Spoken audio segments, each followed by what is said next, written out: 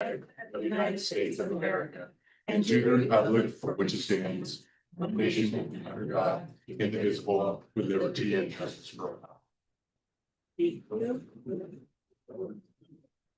Trustee Jackson. We are on something live. Thank you. Roll call. Oh, turn your mics on. I'm just getting them on. I'm sorry. Roll call. Okay. Trustee Richard. Here. Trustee Jackson. Here. Trustee Kelly. Trustee Brady. Here. Here. President Hall. And Trustee Coco. Yeah. We have a quorum. Thank you. Next, we have the adoption of the agenda, and I would like to hear a motion to approve the adoption of the agenda with adding board statements just before public comment on closed session items, if that's okay. Motion? I'll make a motion. No, we got a motion. Do you want a second? Sure. We have a motion made by Trustee McLaughlin, seconded by Trustee Jackson to approve the agenda with the addition of board statements as between number 4 and number 5. All in favor? Any opposed? Hearing none, motion is approved. Next, we have Dr. Van Fleet here. You Van Vleck or Van Fleet? And he's going to give us a presentation and talk to us about the superintendent transition. Good evening, everybody. Happy to be here. Just want to talk about a few things. I've been in contact with a few of you individually as we've talked about requesting some assistance through the transition of the superintendent process. So a couple things I just want to get out of the way first to make sure everyone understands. I'm not applying for the position, so there's not a conflict of interest there as far as me helping the board through the process, but happy to help you through the process. And a couple of the things that we're going to talk about this evening really circle around the idea of how do you want to go about replacing Jennifer Lane, who's your current superintendent. She's still your superintendent, will be, as I understand it, through June 30th. But how do you want to go about replacing the superintendent? There's several things for us to talk about this evening. And I know there's folks in the public who want to comment on this as well, which is a great thing because you want to involve the public in the transition of the superintendent. And some of those things are the county superintendent has been engaged in the process of doing the search for the superintendent. How do you want to handle that process? How do you want to involve the community? We want to start talking about a date to do the interviews. So that can be advertised out because it's great for the people to know as they apply when the interview is. So that way they can hold it in their calendar. They'll have less conflicts in that regard. What method do you want to use when you engage the public as far as their desired characters of your new superintendent? What do you want to do if there's a gap between when Jennifer retires and the new superintendent is able to start? And then also, I would suggest that we get some meetings scheduled for question development and what you want the interview process to look like. And then also, I need some assistance from you in understanding what you would like my role to do in this process. I can be as hands-off or as hands-on as you all would like in assisting you through that process. So that's my plan this evening. And then just so everyone knows here as well, it's a special meeting tonight. And so we have in the beginning, there is public comment time for the transition on the superintendent. And then after that, there'll be time for public comment on the closed session item.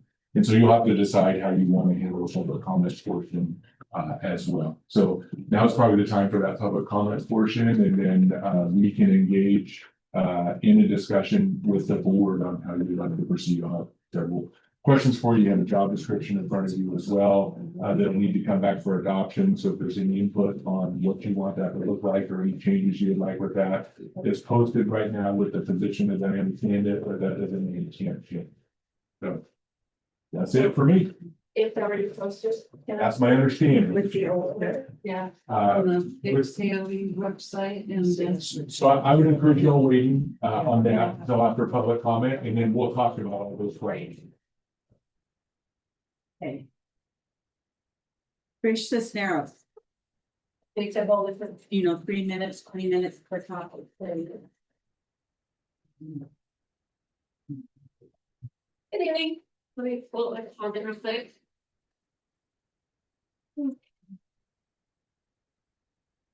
So good evening, I'm Trish Cisneros, speaking here tonight not only as the president of CSEA 347, but also as a concerned employee and a community member. First, I want to thank Trustee Richards for his recent social media post. It may not be the ideal platform, I think we can all agree, but to be honest, it's the first real acknowledgement we've had from the board regarding the votes of no confidence that were submitted by the site admin, CSEA, and KTTA. In a time where silence has only deepened mistrust, I appreciate his effort to communicate. I also agree with what he said in his post about the fact Facebook isn't where these conversations should happen. But if that's what it takes to finally break the silence, then at least it's got that conversation started. Second, I don't believe tonight's meeting is about appointing the CFO as interim superintendent or superintendent. I also believe that that concern is valid because it's based on our lived experience. Previously, this district has appointed that same CFO to the role of assistant superintendent of business without any input from staff or community. That decision has left a lasting impact, and the way it was made still raises concerns. So, when the vague agenda items appear and the board has remained silent on the 3 formal votes of no confidence, it's not surprising that people fear history is repeating itself. These concerns aren't coming out of nowhere. They're coming from a place of accumulated harm and broken trust. I understand that the vote of no confidence doesn't automatically remove someone from their role, but when multiple independent groups, all critical to this district's function, are saying the same thing, it means something. It means that people closest to our students no longer believe in the person overseeing their resources and decisions, and that should matter. Tonight, I'm not here to accuse, I'm here to ask you all to lead. Provide a clear public commitment that no one under investigation or subject to formal votes of no confidence will be considered for district leadership now or in the future. And commit to a process that values transparency, includes staff voices, and restores public trust. At the end of the day, if the public has to rely on social media for answers, while major leadership decisions unfold, we don't just have a communication problem, we have a major credibility problem. We want to work with this board. We want to believe in a better direction, but that starts with honest dialogue and decisions that reflect the values this district claims to stand for. We're here because this moment matters and because silence is no longer an option. Thank you. Good job.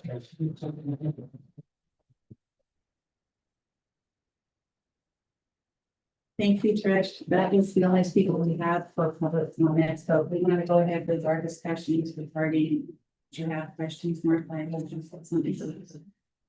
Can you maybe double check to make sure nobody else has? I did. I just wanted to make sure that it's Okay. clear that everybody understands. Did you? Hi. Yeah, this is the time for public comment on the superintendent transition. I only got one yellow slip, so. Pardon me? Was it a closed session or was it? That's a closed session item. This is for the superintendent transition only at this point. Yeah, thank you. So I can't.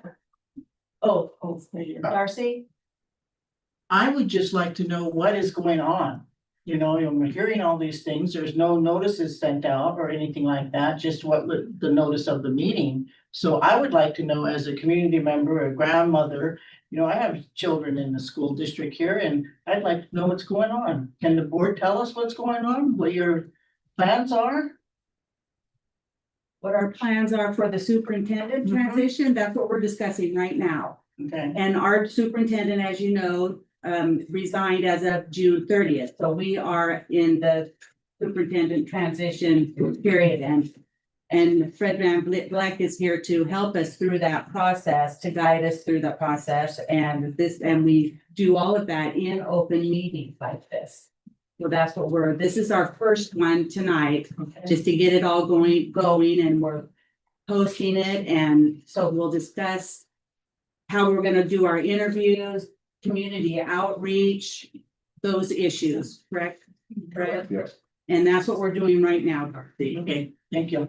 When are you gonna talk about the job description changes?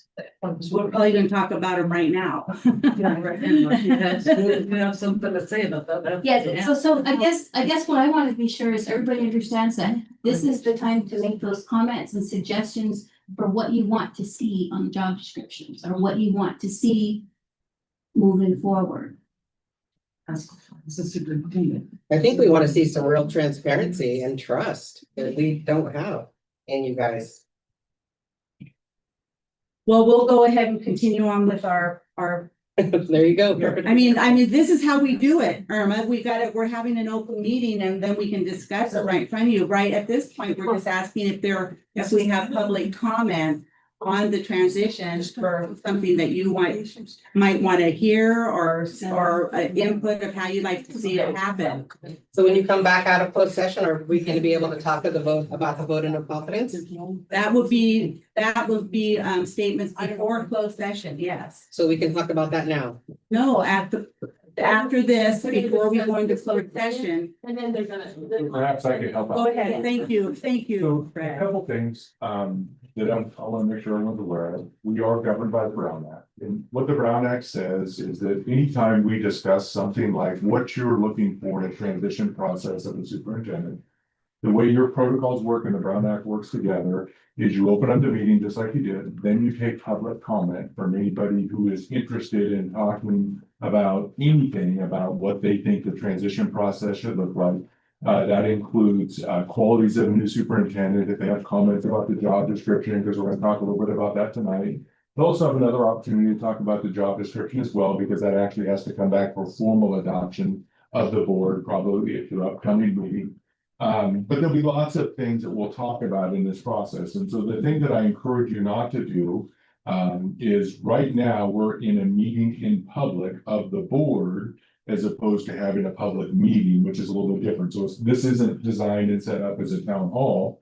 And so the thing that I would encourage you to do is ask one more time if there's any public comment, because I think everybody wants to hear what the public has to say, but they just have to understand that it's not a back and forth at that point.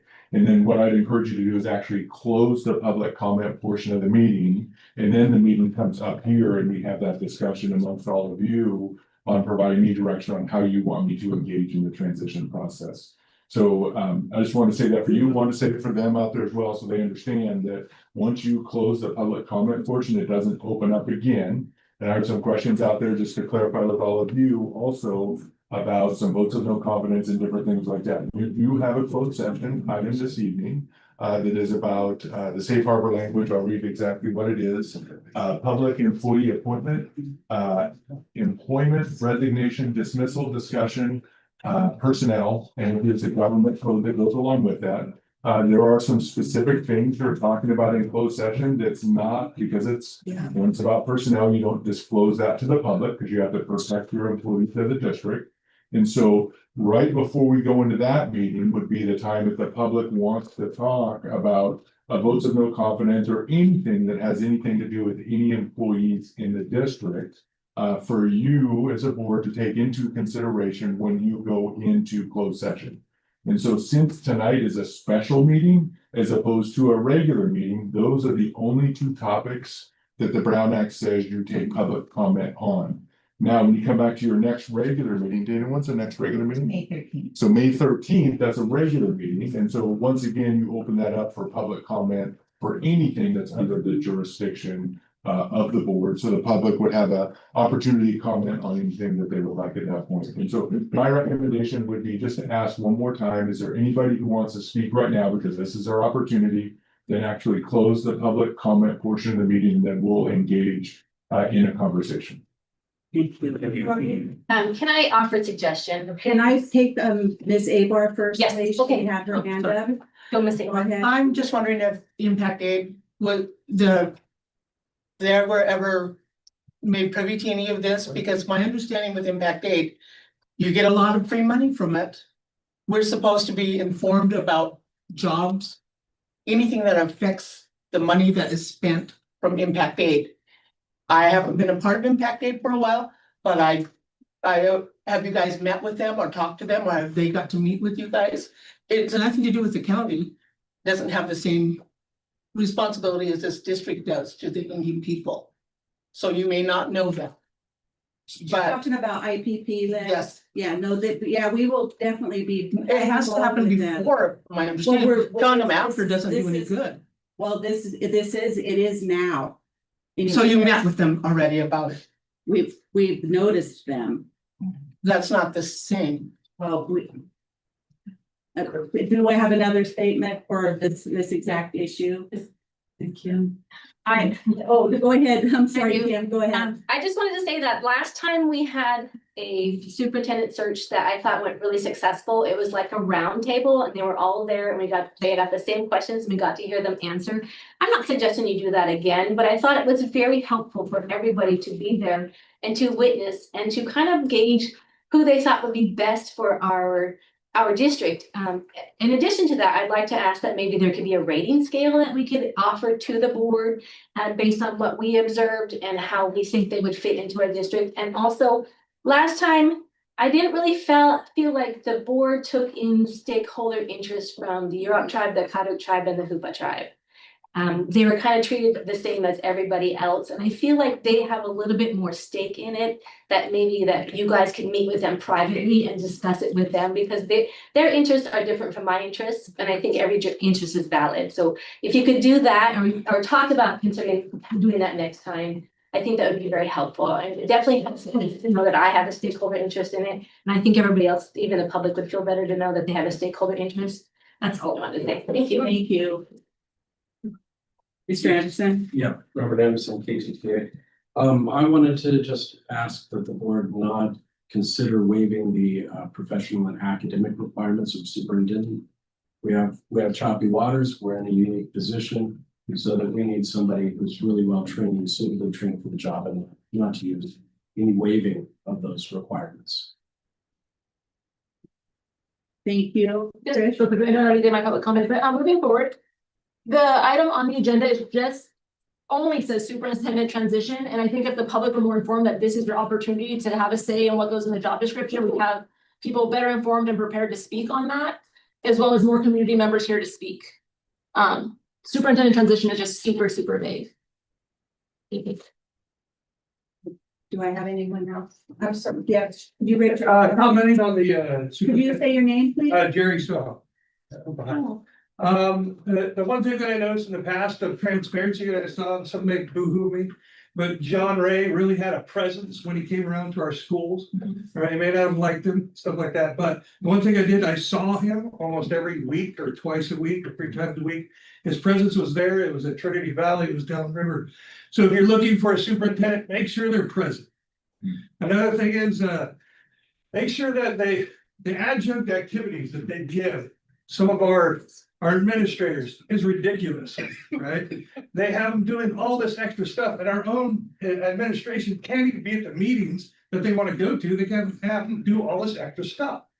So we need our admin to be there at our school to keep our school safe, to keep our students well informed, to keep us informed, and then help us out as teachers. Sometimes we need to go to the bathroom. Sometimes we need a little break. Sometimes we need to go get something to eat. By having our administrators there, it helps us out. So if there's a student, if there's a superintendent that can get behind that and not give them such a workload that they can't be around, that's what superintendent we want. One final thing is, I want that superintendent, that if this is what the comment is, we're looking for is somebody that is going to take academics in a new direction. We need to start teaching the way that our students learn. We can no longer take these square boxes and try to put it round and peg into it. Our students are completely different from they were 10 years ago when I started teaching. And what it is that the needs for doing CTEs, career technical education, the trade, there's a shortage of trade. We need to have a student or a superintendent that really gets behind that. So when you ask about what you're looking for As a teacher, this is what I see, because the level of critical thinking from my students that I get as ninth graders in 10 years has greatly decreased in the last 10 years, like you wouldn't believe. But they do have that hands-on experience. They want to get out there, they want to go do stuff, they want to be outside. So get a superintendent that's open to that. And maybe open up an FFA, maybe open up a different collaborative experience with our local foundations. The fire departments, the fisheries. I mean, there's so many businesses in our area that we could really look into to create, what I grew up is called HROP, right? You worked at restaurants, you wouldn't work at all this stuff. Something like that. So if there's a superintendent out there that's willing to do that, that's the kind that I would like to see as a teacher to help us out. Thank you. Thank you. That was very helpful. I have a comment. I'm sorry, I can't. Up there, I'm raised. So I see many superintendents, administration come through our community, and for me, it is about having a plan, kind of spearheading up. But basically, this person's in that position to, like, we have attendance issues. So basically, they meet with administration, and then they said, okay, we have this issue of attendance. So what are we doing about it? So basically, we have to have a plan. And so right now, I've not seen that in a while. I've seen some come in and they have a plan. So if it's reading, attendance, some of our big issues. And so basically it starts from the top and it works its way down. And so basically that person has to spearhead and have a plan of attack and what we're going to do. And I'm not talking about their plan of attack, because I've seen superintendents come in and says, we're going to drop everything. All this curriculum, we're going to move to a new curriculum, and then we're going to start doing this way. So for me, it's not that. It's like getting your stakeholders, your teachers, their voices, everybody involved, and then figuring out. But for me, it's not, you can't go the whole year without having a plan of attack, basically, because nothing changes, attendance stays the same, score stays the same, reading stays, in the lower tier. And so basically for me, it is having that person have an overall plan. Start talking with all the stakeholders involved, tribal and or staff, community, and then start putting a plan into place. So, a lot of it starts with our budget, and then it starts with all these other factors that we have that we've always been low in. And it's always been an area that this community and a lot of people want to see raised, like our reading, always give a reading, for example. But attendance is always attached because they have to be at school in order to improve that. But somebody at the top level has to, when they're meeting with administration, they have to say, like Hoopa L, I worked at Hoopa L, Hoopa L's attendance is here. What are we doing? And if it's not being met, then why aren't we meeting in there? And then what's the plan going forward? So this stuff has to happen in the beginning of the year, not at the end of the year. It needs to, and that plan needs to just be continuously chipped at and looked at. And superintendents really guide, like all the stuff's in the school. So when they meet with the principals, they help guide and push all that stuff together. So, and I'm talking about more stuff. I'm talking about the instructional minutes. I mean, everything. They hold the principals accountable for all that stuff. And so that person needs to know our deadlines, know the dates, know everything. So it can't be somebody who does not have that experience. It needs somebody who has that experience, budget, everything, all the way through. So anyway, just FYI from you guys. Thank you. And so, Bertle. So, all I want to say is basically I agree with Mr. Anderson. When you guys are picking somebody, you need to make sure they have the qualifications. Not just because they've been in a position for a long time. The reasoning being if, I've worked at Gamal for 16 and a half years. I did billing a different office, blah, blah, blah. That doesn't mean I qualify to be the CEO, and working at the school, I went from grounds to health to wellness to all over the place. But that doesn't qualify me to be up there to be superintendent. I want you guys to get somebody in here. Everyone's saying somebody who will see what's going on, especially all the reading and that. But in here, that will see it. We'll go to everybody in the district, not just being in an office. And there is time for everybody to make that little bit of time to go somewhere. But I want to make sure you guys get someone there, not because they're your friend or your cousin or whatever, but for somebody to be in there who can look at the whole picture and do it. That's all I'm asking. Thank you.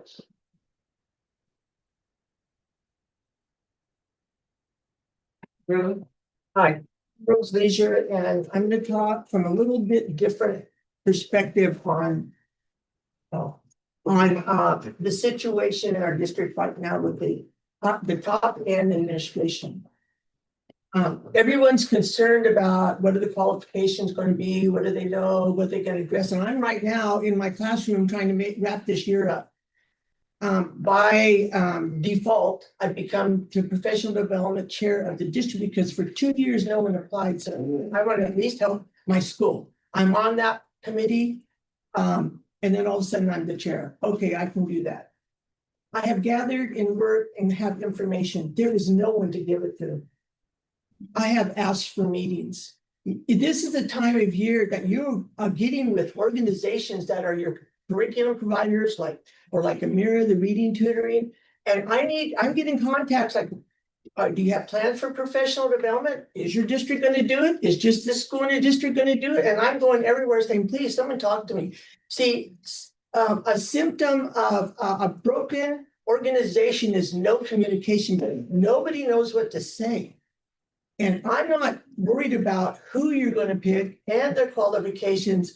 I'm trying to get my students the best education right now.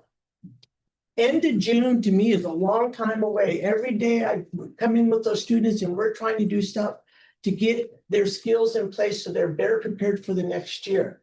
So I think that communication sometimes that is lacking or there's nobody there. There's people that should be here that are not here. It was the same when I went to your LCAP meeting on Monday night and no one was there and no one would answer my questions. And there's simple questions like, who's the LCAP committee? Did anybody review that none of our goals were met? You'll have to ask the superintendent. Well, I would love to. And I just want you to know I support Jennifer because she was the one that supported me last year to come in for reading and start doing this tutoring intervention for the reading difficulties mandate that's coming up. But I need to have a person to contact, follow through, wrap up, and plan ahead. And there's nobody, there has not been anybody there. There's no budget person to talk to. There's no lead administrator to talk to. I hate to see that our district, our kids, that you adults, you need to take care of yourselves the way you feel best, but the kids have only our voices. And I'm here for my students. There's new problems in the district I'd like to talk to somebody about, like addiction. I have a second grader who vapes. I deal with him and I'm not detention after school, whatever is not going to help his situation. And like they say, if you see one little mouse, there's 100 all scattered around. It's a problem. I'd like to talk to somebody right now. I'm so worried that you're going to say, okay, we'll go to our two superintendents searching at the end of June. That's 2 months away. What are we going to do now? We should be doing summer school planning. I asked everybody, are you going to do summer school planning? I'll help. I'll do reading. Nobody, no one to talk to, no response. I think that's a very serious problem for this district. And people in the lead positions need to come together. There's no one person that's more important than the other. You represent areas and you know those kids and those families. You come together and you need to support your teachers because we're the ones in there having to do this every day. And I always say when somebody's missing, it's a real clear communication that they can't deal with it anymore. The stress, the lack of information to move on and take action. So tonight, I'm hoping that we have a plan to get people in place right now next week so we can go and start taking care of all the planning, wrap up of the year that we need to do now, not June 30th. So where are people? I'd like to see them in their offices. If they can't come, I support them 100%. If they're so stressed they can't work in their office, acknowledge that and let them take some time off and then get an interim or somebody else in there right now working. I can name some people that I think would be good fits But we can't keep holding off 2 more months. I'm going like, if I was a parent, I'd be suing. These kids have one chance. And it's right now, and when you say, okay, next year, I've been hearing that for all my years in the district. Next year, it just really bothers me. It's like, this is their time now. They're moving on to the new curriculum, the new things that they need to develop skills. If they don't get second grade, then they're behind in third grade, just keep snowballing down the. So please get together and get a plan so people are in their offices. I call all the time, nobody answers. I have to drive down here and go in, and hopefully someone's there to talk to me. So that is a critical need right now. What are we going to do now to get people in place to take action? I have all this information, no one to give it to. This is our professional development for the next year. You've got a plan now. You have a lot of new teachers coming in. What are you going to do? What's the plan? I don't Thank really worry you, about the Rose. qualifications. Thank you, appreciate that. Okay, please take action.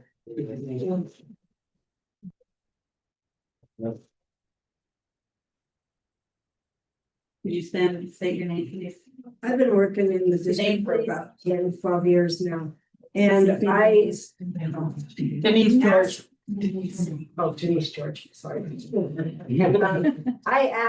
We asked, probably a bunch of us at the school board meeting asked years ago, probably 3 years ago or more, that the school board members would actually come over and view what we do, our jobs, so that they can get some kind of clue what's happening at our school. And nobody ever showed up, not one person showed up to shadow us. And that's what we asked, so that they would know just what's happening at the elementary school and the high school. Just, you'd have a clue.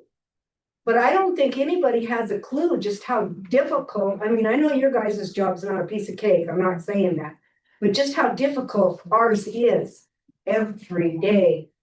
And the teachers, they try their best to pull it all together. I work in the kitchen, so I do what we're still dealing with the kids that are in the cafeteria. And, they look forward to seeing their teachers. They're like happy to see their teachers. They're happy to see us. The point of the whole thing is they don't know you guys. They wouldn't know you if you walked over there and said anything. And that is a big issue here, as far as I'm concerned, that you guys don't know what's happening. You don't know how torn up the school's getting, how out of control it is. And something needs to be done. Thank you. Thank you. Starting to get a little off topic. Do I have anyone else who wants to speak on the superintendent transition before we close the public comment? She should know. Okay, thank you. We'll go ahead and close the public comment. That's very inappropriate. We can open it when they're ready. Yes, yes, it is one. Okay. Mr. Van- Can I make the comment? I'm gonna make it. Comments after people speak, and it's very hard to speak, it's not appropriate. Thank you. Thank you, Rose. Okay, we have, Okay, so I have a question. So you close the public comment? yes, I have public comment. Thank you. So we have, Can I, before you go, I'm gonna come to you first, I promise. But one thing that I want to encourage all of you to do is really engage with each other right now. Take into account what the public said, but now is the time for the board to really engage with each other and have this conversation. Clearly, the folks in the community here are very interested and they're welcome. Obviously, it's an open meeting to watch you engage and have discussion. But if folks from the community want to re-engage in discussion, I encourage you to have a conversation with them after the meeting. Tonight is not by any means the last time we're going to talk about the transition of the superintendent. So there'll be lots of opportunities before a decision is ever made. This is really the first time you've had an opportunity as a board to talk about this and talk about what you want to do. And so this is just about establishing those entry-level steps into that transition process. So I want to assure you that you have plenty of time to talk with folks. It's not even agendized tonight for any final decisions to be made other than just some direction on how you want to proceed forward. So that's just my request of all of you is to, if we can, keep it up here in a conversation amongst all of you, so. So. How did it come to be with that the position was flying without us having this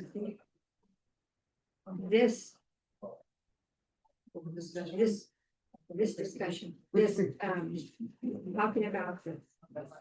So I can't, Go ahead. mind if I go?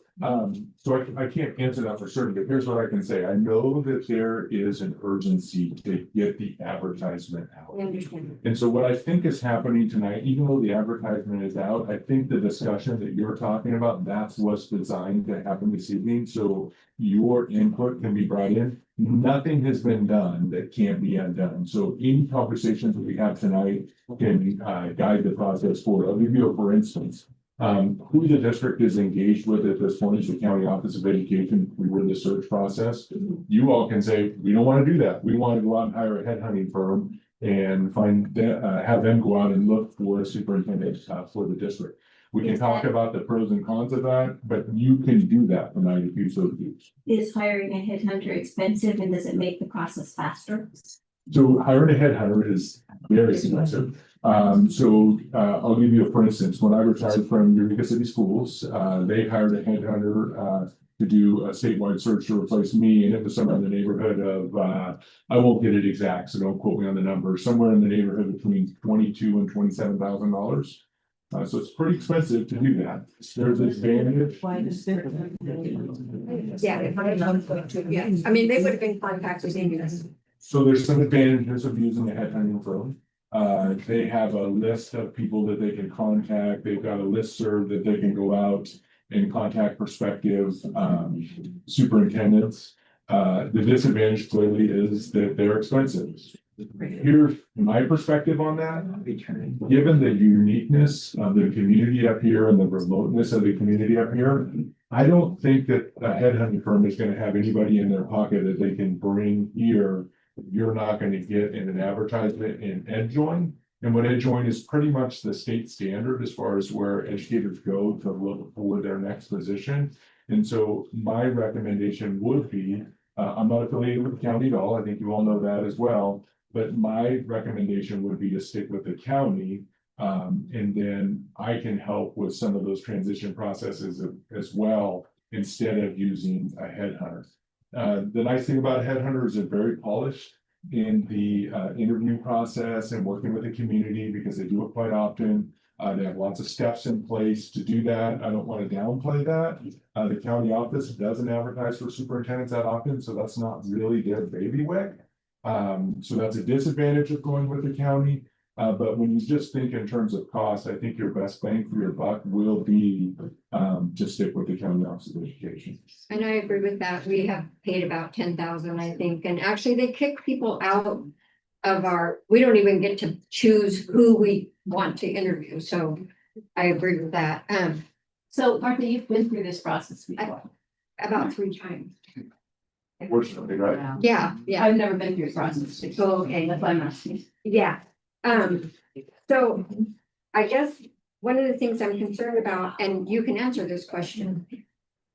If we put a job description out there and we have interviews already scheduled for June 7th. We did tentatively, that was the case of the county office said that they were available and I mean, we don't have to do that, but that was part of her email and she was already had it all planned out because apparently Jennifer had talked to her before and she went on vacation. And that's why it all got started. Oh, but just like, then I talked to Fred and it's like, he said, well, yeah, we want to get the timeline going, but we can change anything we want in the process. And the reason these are different is because this was the job description that our HR sent over to the county office, but it doesn't meet the ed code. So then she said, well, this will meet ed code. And I said, okay, we'll just get it flying to get it going. Because she told me we had to have the job description before we could even post it. But I understand that may not have been accurate. But that's why that happened, because of the time constraints. But this is just because, yes, this is because it just has the minimum requirements for ed code. But we can change it, you know, and work on that as much as we want and have it reposted. We can. But that, yes, That would be absolutely. my concern is That's not set in stone. That was just, you know, she didn't want to post it without something. And this one is not. yeah, this is not in there. This is not up to end. The foot from 94, I do know that. You know what, and this one, yeah, I mean, like, yeah, it would not work at all. Madam President, I'm sorry to interrupt, but they can't hear and that's what they'd like you to get closer to your microphones and make sure they're on. Sorry. I'm sorry to interrupt. Thank you, Dana. So I guess our So goal. do we all agree that we're gonna go with Humboldt County Office of Education? Is that something that we can start off and say, yes, we want to do that Versus the headhunter. versus a headhunter? It didn't work real well. I heard that before, they were before about entries. So, They did somebody down the way for a way, This is but- Army. yeah, so Leslie, I would encourage, like I talked about earlier, the public comment portion was out there. I would encourage you. So if there's some folks who you want to talk to, I'd encourage after the meeting to make an arrangement to talk with them. Because today is just very preliminary, just providing some direction, but not making any final decisions. So there'll be lots of opportunity for you all to engage with the public and people. So would it be in our best interest to have a special meeting before our next meeting to take action and approve this job description so we can get it flow in that way, or? What I would encourage is let's have a discussion about the job description tonight. We can get a draft of the things that you want in there, and then we can come to the May 13th, is that correct? The May 13th meeting for ratification from the boards. Well, I believe we already have May 13th. They're asking for. It's on the agenda also already. But if we're looking at trying to get somebody. Famous and, you know, interviewing or trying to get somebody, we don't want to wait till the 13th, right? So to accept job description. So that will not slow down the Yeah. process. Okay, yeah. All it'll do, so what will happen is it'll be labeled on the flying position on Edgeoin that this is a draft Okay. to be finalized on May 13th, so it'll have no impact on any Okay. developments at all. Since it's out there, have we got it, right? I have no idea. I think how HR is happening that. And my guess is HR is needing handle it. My guess is that the county office has the post out there and that they're looking at the people who apply. And so the one thing we want to be very careful about is we want to be incredibly confidential in the folks who apply. Because most superintendents who are sitting in a current position, their contracts say something along the lines of they have to notify their board once they've been offered an interview. And so they may apply and not even tell their board. And so it's incredibly important that anybody who's in that pool remains very confidential. I wasn't really interested in who, but just if. I think that is the county hasn't gotten hold of my daddy's name, but telling to update. We can't hear Lori. I'm sorry, I said the county office is just, I'm gonna put this up here. They haven't gotten a hold of anybody. They're just going through their process right now, so. Okay. Martha, are you done? I am. Here, I have a couple things. We talked about, upping the pay, but we didn't think that what we had before. So I think we should consider the pay. I also think that, One thing you might like comment on that. Yes. One thing you might want to consider, and most superintendent positions are posted this way, instead of putting a salary range on them. Instead, put just competitive and negotiable. So that gives you an opportunity to negotiate. Talk about with it, your think successful about it. candidate. Because somebody who's a brand new superintendent, who's never been a superintendent before versus somebody who's a seasoned superintendent, you may have a different perspective. The other thing that I noticed when you post a range, people automatically go to the top of the range and that becomes their starting point and we're going to want to negotiate. Hardly anybody puts themselves at, oh, I'll be at the bottom of that range. So you want to be careful with that as well. And do you know how long the superintendent's usually will be staying in a position? I think the state average is like somewhere between 2 and 3 years. They don't stay very long, unfortunately. Some superintendents stay longer. I was in Eureka for 12 years, but that's kind of abnormal. Most folks are much shorter than that. My next thing is that, I think that we should take off maybe currently enrolled in a program. That doesn't ed code. Did you repeat that, No. please? Yeah. So hold on a second. So I want to try to get our conversation a little bit more logical, sequential. There was a proposal over here to use the county. I want to come back to the job description, so I don't want to understand what you're saying. Where are you all at as far as what you want to do with the search process? Do you want to stick with the county? Do you want to look at a headhunting firm? Do you want to look someplace else? What is your pleasure as far as what you would like to do? Thumbs up thing. I mean, if we want to stick with the county, thumbs up. That, can we do that? So, yeah, and just so everyone knows what this is, and this is for everyone out there as well. So if it's a thumbs up, yes, you support that. If it's a thumb sideways, you're kind of indifferent, but remember, a thumb sideways, that count as a yes. And if you were a thumbs down, that means you want to do something different than the county. I think it was Kadishka who asked the question, do you all want to do the county? And so if you can just give me, with your thumb, up, sideways, or down, whether you want to use the county. So it looks like, okay, so we're on board with the county, so we have direction with that, so we'll continue in that process and working with the county. And so I think that opens us up into the second conversation where you started to go, Terry, which is job description. And before we get into that, I heard a couple things that came up in the public comment that I wanted to address, and one of them was about a superintendent who's qualified for the position. And I think what the person was talking about, and I just want to make sure that the board is aware of this, is are they credentialed or non-credentialed? The superintendent position is a really interesting position. There's a couple positions in the district this way: personnel, business services, and the superintendent. All three of those positions in the district office can be a credentialed or non-credentialed person. So technically, you can hire a non-credentialed person to be the next superintendent of Klamath Trinity Schools. Your job description right now says that that is an option. It says that teaching experience is preferred, but it's not required, and it doesn't say anything in the professional qualifications, experience, and preparation about a teaching credential. And so if you want that in a person and you want them to be credentialed, you can put that in the job description. But recognize that could limit off some people who may be very qualified for the position. Let me give you a for instance. There's chief business officials around the state who have been involved in education for a long period of time that have never taught and never had a credential who apply for superintendent positions. You would say a person like that, and I'm not saying necessarily within the district, because I know there's some controversy here with that in this district, and that's not what I'm talking about at all. I'm talking about outside of the district or even within. I mean, it's up to you at the end of the day.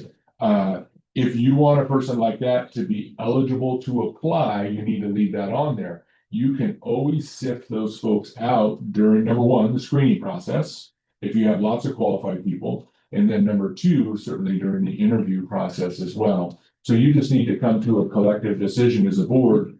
Do you want to require or desire that they have a teaching credential?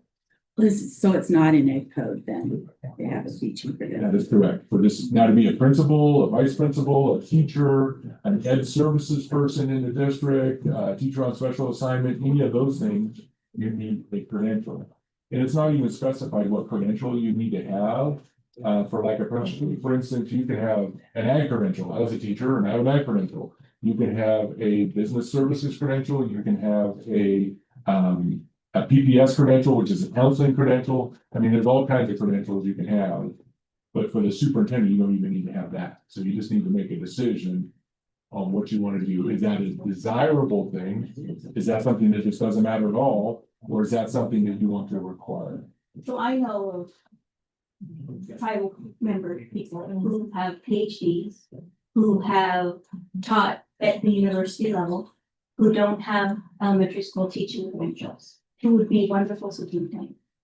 I know we have group of tribal members that have PhDs who teach over at CR. That doesn't qualify as a classroom teacher for 5 years. So I would like to have an opportunity to bring those individuals, if they're interested in looking at being our superintendent. I would like to give them the opportunity to come in and convince us that they would do a good job. And I also feel like, because we're so rural and we have such a hard time getting people, that we don't limit ourselves unnecessarily to the applicants that we might get. We would want to have a wider range in our pool as possible, because we will have the interview process. And if we get 100 applicants and don't like anyone, we can say no, so it is still our decision, but I would like to get as many applicants as possible, and as a wide range to be able to look at. So I don't want to limit ourselves unnecessarily to a smaller pool. And we could also ask them to enroll. Finish that out as them a longer period of time. We know that you can't enroll in a program unless you have some teaching experience, but we are not making the determination of where that experience qualifies. The state financial aid is making that determination. And so I think that if we put that in this document, and we're saying that this is what we have to have, but there are a lot of ways that we can meet our standard and not specifically do it with making sure that somebody has taught in an elementary school classroom for 5 years, or that has a teaching credential, or that has, because I think that somebody out here said, our students are unique. This is a unique community. And maybe the most important thing for our schools is not that we have a superintendent that knows how to manage a classroom. Maybe it's that we have a superintendent that knows how to work in an intercommunity. We're looking at our students are 80 to 95% native, right? Those are the students that we need to service. You're not gonna service the non-Native American students? What I said is that we need to make sure that our students are being served, all of them. Okay, so I guess my question goes back to this new job description. So requires a valid California teaching credential or pupil personal. So what, so. If you do not want that, the new one has to be changed. But that's not really required. That's not ed code. That is not it. So I think Why why did did they, well, they told me that was ed code, That's not but accurate. that's not accurate. So I prefer the older one with maybe with.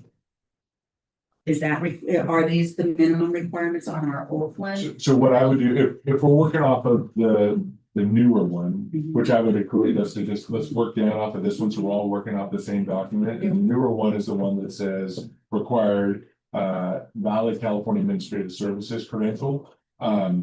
If you don't want that, I put that down underneath preferred. So we can just draw an arrow and put that down underneath preferred. But the question is, that's up to you. I don't know if you all think that way. Well, yeah, I mean. Well, what is required then? Basically, nothing. You could, the law says you could hire the person walking down the street to be your next superintendent. I would not recommend that. But that's what the law says, because it does not have to be a certificated position. The law doesn't require that you have a valid administrative credential. Nope, it does not. Because again, like I said, they can come out of the chief business official field, they can come out of the personnel field.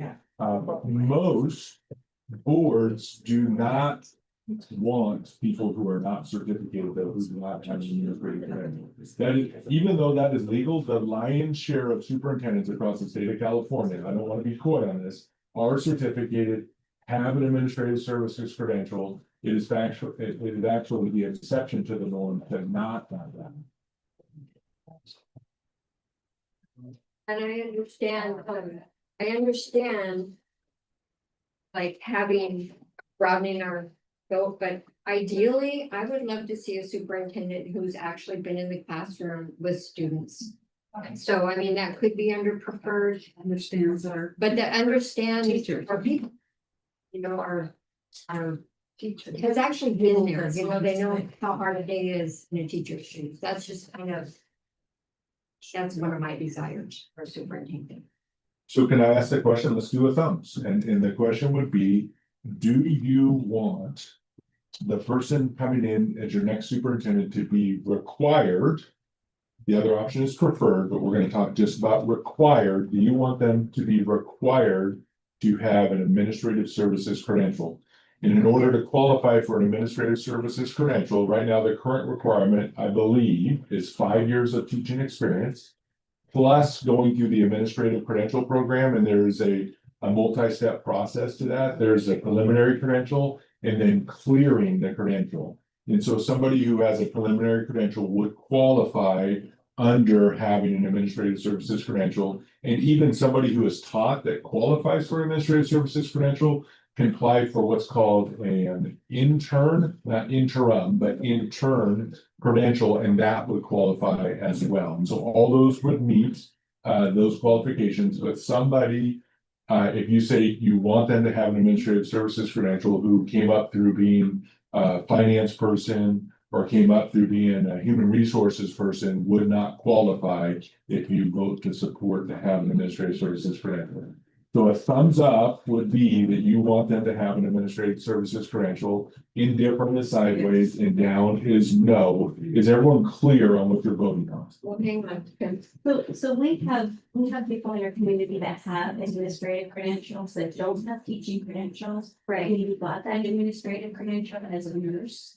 That would mean that they would be disqualified. And that's why, yeah, that was my next comment is we don't want to eliminate people from our pool. But when we get that pool together, So can I answer that directly though? yeah, So conditions, if they have a nursing credential for schools, that can qualify them for an administrative credential. I know, that's what I'm saying. So what I'm saying is there are a lot of ways that we can make sure that we have our standards, right? By keeping our options open, like of having broad perspective, a lot of people can apply. And then we have our preferred, where we don't have to hire somebody just because they apply or because they've met the minimum qualifications. I hope that we don't. But I think that we have some really good community people that would do a good job that we're eliminating by doing that. I agree. And You're supportive of being an administrative credential is preferred, but not qualified. No, I think they need to be enrolled. If we're gonna hire them, they need to be committed to enrolling and finishing that. Okay. But not necessarily. They're not necessarily for applying. Gotcha. And in order to enroll, you have to have a bachelor's degree, you have to have years of teaching experience, you have, there are a lot of things that you have to have to enroll in the program. So it's not like we're picking up somebody, off the street and saying, oh, you can do this. So I just want to make sure that I'm clear. You would want the language to stay the We same. want the language to stay the same. To say a valid California Administrative Services credential may be currently enrolled in the program. That's what I would like it to say. but valid California teaching credential.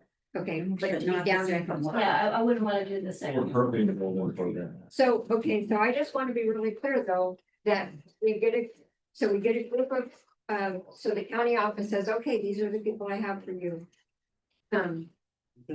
This board is gonna say, yes, we want this one, this one, this one, this one, we don't want that. You want to be able to read. I do. The application. Yeah, Yes, we yes. all do. We all do. do. Okay. That's Oh, yeah, and we don't have to take anyone. right. Out of 100 if we don't like. Because, yeah, Are this part the same thing? Are we saying? the I same think thing? so. Okay. Yeah, but other people should. Do we have any more discussion on, do we want to do this one by one, or would you rather look at it and then bring it back to our next May 13th meeting with our edits and changes? And discuss it some more when you have more of an idea of what you want, or are you comfortable just going line by line like this? I think we should go line by line. I think that this one's gonna be the most controversial. Yeah. The rest, and controversial is probably the wrong word, create the most discussion. I think the rest will be a little. Yeah, I bit don't quicker. think it's, I think if we keep in mind that we want to broaden, keep our pool as broad as possible, we get as many applicants as we can, but know what we prefer and what we all want, and that is a discussion by this board. To go through all the panelists that we get, the more we get, the better. So that we will want, I mean, I just don't want to get too restricted. And understand, and I just want everybody to understand that, you know, just because they apply doesn't mean we have to say yes. And if they have an administrative credential, I mean, that should be good enough. We don't think they need to have a teaching credential and an administrative credential. So keep number one and move to preferred. Yeah. That's what I like. Well, what I would say is, instead of moving number two to preferred, I would say scrap teaching and just say valid California credential, because you have to have a valid California credential in order to enroll in the program, whether it be nursing, PPS, or anything like that. So, Right. so that's just a suggestion. So that's, I don't. Say teaching that, the old one does. So we're looking at the one that says required and has a 1 and 2 below required. So if we're looking at that one, the proposal right now is for number one to say exactly as it is, valid California Administrative Services credential with the parenthetical piece after that. Wait a minute, I misunderstood something. I'm sorry, I think I'm arguing something that we're saying the same thing, because this already says the PPS credential. Right, but a nursing credential is different than Okay. PPS. Just about the. Yeah, so that would just assure that a nurse would be qualified to do it.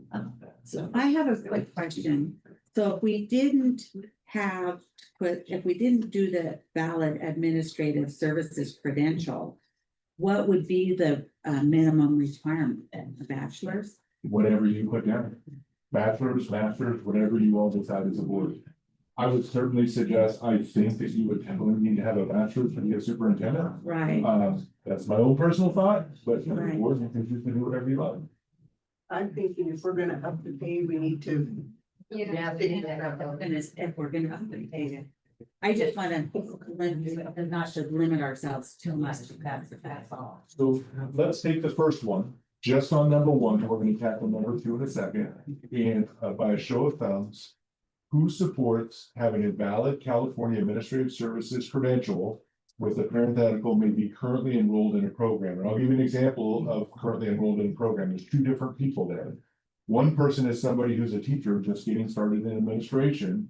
The second person is, and don't forget about this person, is somebody who may have a credential in, say, Nevada. And they have to get a California credential. And so they may have an administrative credential in Nevada and come over to California and enroll in the program to get the California credential. So if you support number one, show by thumbs, please. 1, 2, live with it, 3, 4. Okay, so number one stays. Now, the second question is on number two. Kanisha had a proposal to just have number two say valid California teaching credential. Valid California teaching credentials. So Frank wants to get us going, so he has his thumbs up. If we just keep going, give your thumbs up I on thought that we one. were scrapping Yeah, no, teacher out. I thought we were just pulling. Oh, I'm sorry, thank you. That's what it is. That's why you're all here to help me. Valid California credential. I actually would like to see it brought down to preferred. That's what would be my vote, so whatever, so you don't have to change it, because I would vote with it. So the only problem is it becomes mute at that point because you have to have some sort of valid California credential in order to get an administrative services credential. Okay, all right. Yeah, so Okay, so do we need the pupil personnel services credential? Yeah. that would still be a That is valid still California It credential. could be somebody that's working in the school, like a social worker, a school social worker, right? A psychologist. Counselor, Counselor, yeah. could be a nurse, all of those folks have valid California credentials. Yeah. Or those are all, I won't say they have a valid California credential, I'll say those are all positions that require. So are we leaving the wording as valid California teaching credential or valid California credential? That one, yes. So if you support number two, simply saying, required valid California credential, if you could give me a show of your thumbs. A thumbs up is yes. Sideways is live with it, down, you want more on there. Valid California credential or pupil personnel. Just simply Valley, California credentials. Pupil Because it personnel. equals that. Absolutely. Okay. Yeah. Okay, I think, all right, we got everybody. Okay, so that one's there. So number 2, are you keeping the official record? Either or, yeah. Okay, thank you. And I will too, and we can compare it exactly. I just want to make sure that we get it right. Okay, yeah, I'll let you read through all the preferred right there. I don't think there's anything particularly controversial or anything like that. Is there anything else you'd like to add in preferred? Take a look at those 1 through 5, please.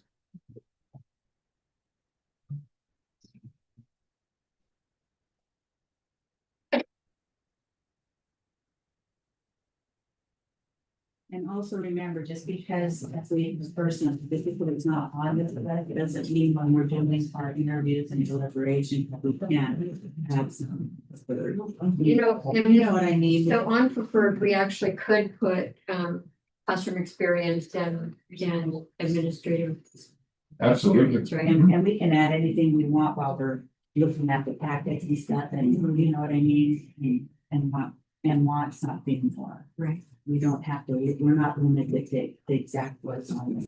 You speak up again. I'm sorry.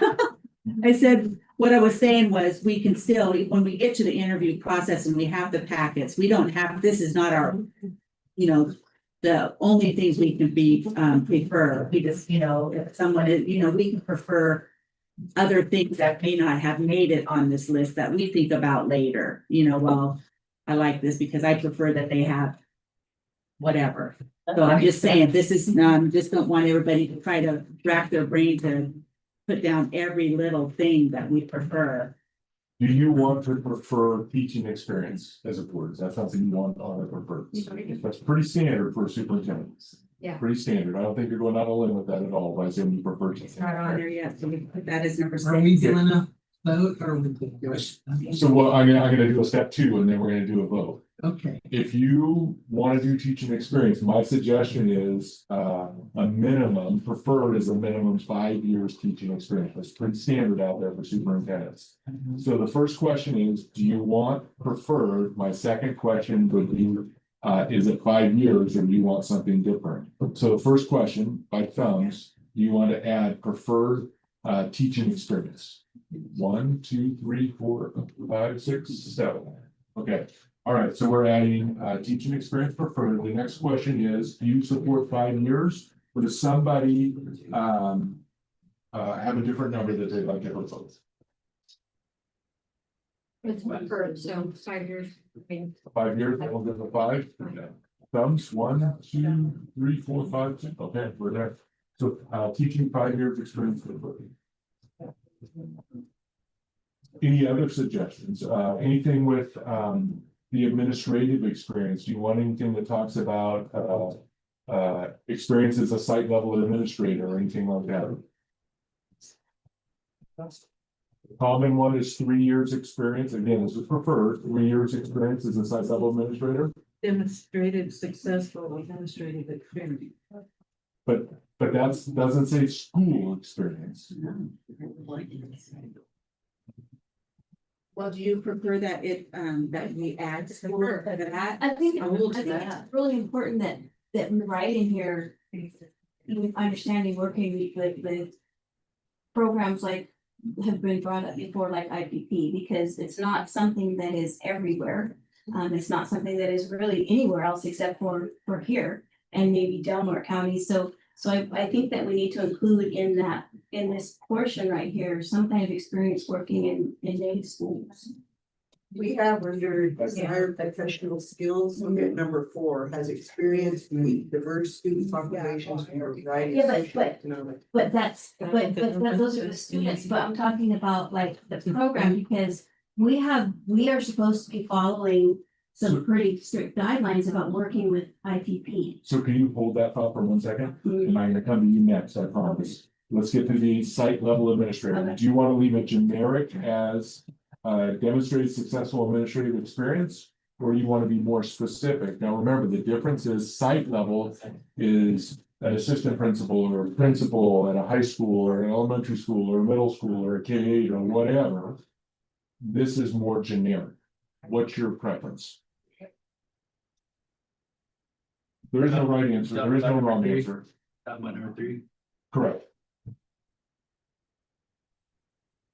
Well, I'm not hearing any proposals, so let's leave it and go to I think I do. would like to say school administrative experience. So site level or school, Demonstrated successful school administrative experience. okay, proposal, school level experience, is there support for adding school in there?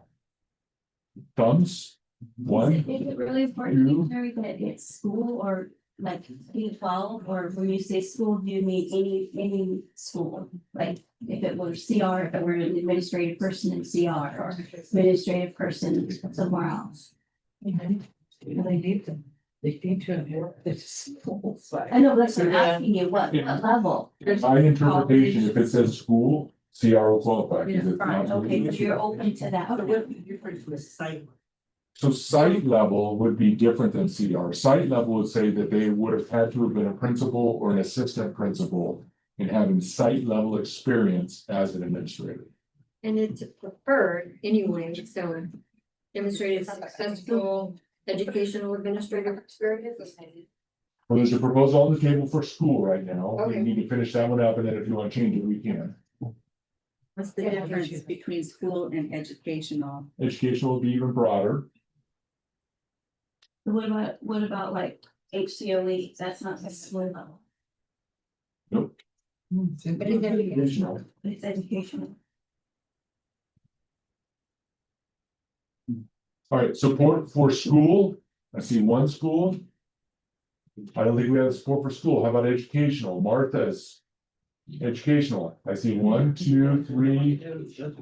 We got support, enough support for educational, so that's in there right now.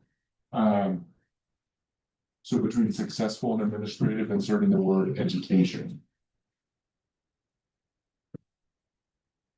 And if I lose you at any point and you didn't quite get it, just ask, and I'll slow that and make sure we get it, that way we can make sure we get it right. Okay, you had a proposal that you want to talk about.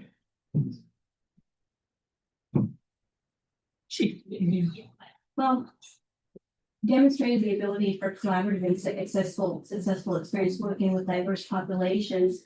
And I'm not sure how you would classify the IPP program, if that's I'm not sure how we would classify that, because I think it's different than the population of student.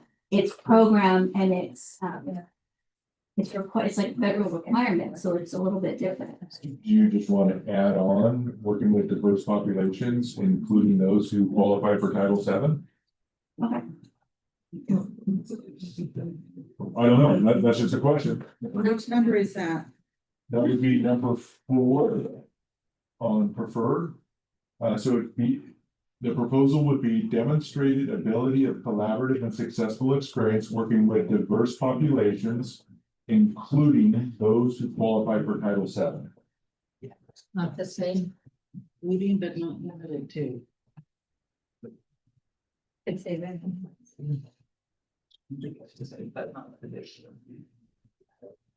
Okay, so I think maybe this is right, and maybe we should include not necessarily those qualifying for Title VII programs, but those qualifying for those programs that we are legally required to adhere to. Because they're different here than they're gonna be somewhere else. I'm not sure what the terminology is gonna be on that. I have to come back to that. how about Diverse populations and required programs. how about this? So keep that one in mind. How about this? Demonstrated ability of collaborative and successful experience working with diverse populations, including those represented within the Klamath Trinity School District. Sure. Okay. Okay, so thumbs on what I just said. Does that get what you all want? Or do you want included within Klamath Trinity, it says Klamath Trinity at the top, or included within our district? That's Trinity. You want Klamath Trinity? Okay, so we'll put that Klamath Trinity, that thumbs. I want to see thumbs on that and make sure we've got the support. I see one. They gotta find out. Don't understand. Like they're gonna have to do some research something now. So let me slow down and make sure that you're with us, Terry. What it's saying is, this will be more fluid with, I mean, your district's not gonna change population much as far as who you represent. But what it's just basically saying is whomever applies for this position needs to be familiar with the students who attend your schools and the cultures they represent. On the programs that we were. Does it say that with diverse populations? No, not really. I think what we're talking about here is a little more specific than that to KT. Because what I would say with diverse populations, like for instance, when I worked down in the valley, when I was a high school principal, 90+% of my school was Hispanic. I don't think that's the same culture as working out here. Yeah. But it's different in that it's not really the diverse populations that I want to make sure that we target. It's these programs that we're, the obligation that, these programs that we are obligated to communicate with, to include in decision making, all of those things, because that seems to be a hiccup that we have with every superintendent that comes in. Right? Yep. So maybe we should just list those. We need to know how good we list them, you know. My personal feeling is talking about the students who are represented in our district covers that. But again, that's just my opinion. My opinion is worth nothing. It's you, it's yours. Look at desired professional skills, it's number 4. Yeah. It says has experience with diverse student populations from a variety of socioeconomic, cultural, and ethnic backgrounds. So can we take some of that type of wording and put it to? Absolutely. No, like we're talking about, though, we're talking like We're talking about the program, the program and the funding, so it is a population of students, but it's also the funding that's coming together. Because we have a legal obligation when we accept that money to do these specific things. And that's when we get in trouble all the time because we're not, our superintendents don't understand that. and communicating to those programs in a timely fashion also. So one thing to keep in mind, a lot of this parsing can happen when you have the candidates in front of you, where you can say, well, this person has this experience and this person has this experience, and then you can make that decision. And so I think get it right. I'm not trying to hurry you, get it right, but I don't think you need to lose sleep over exactly what this ends up at the end of the day. Okay, so I think that working with diverse populations and programs, the way that you said that would be okay, including those programs at KTJUSD. Well, what I said before is, and I'm not saying that it has to stay this way, I mean, working with diverse populations such as those represented in the Standard Trinity Unified School District, Joint Unified School District. Diverse populations and programs. And program. Yeah. Okay. So I'm gonna read this to everyone in a second and ask for your support on that or lack thereof, either one is fine.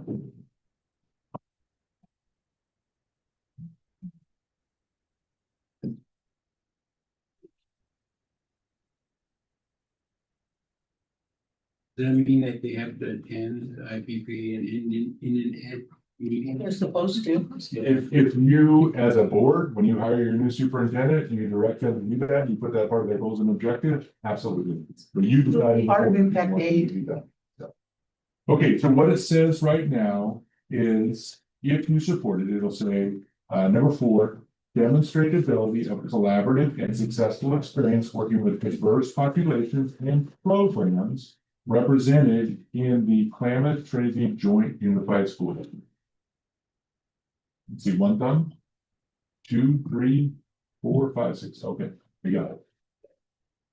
Any other additions or thoughts on preferred?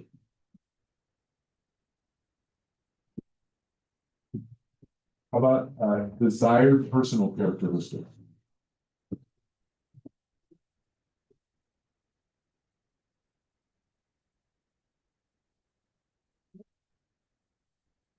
Well, I think that the comments that were made earlier about being highly visible are included, the communication is included. The team building was included, so I think that we covered everything. Okay, I can keep going. Desired professional skills and abilities.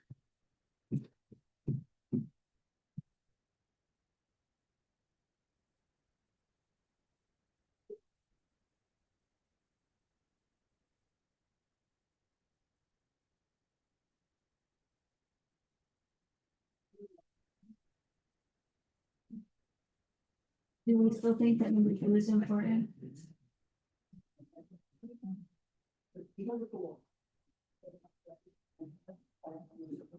I don't think number two. Important, but there's no reason to leave it there.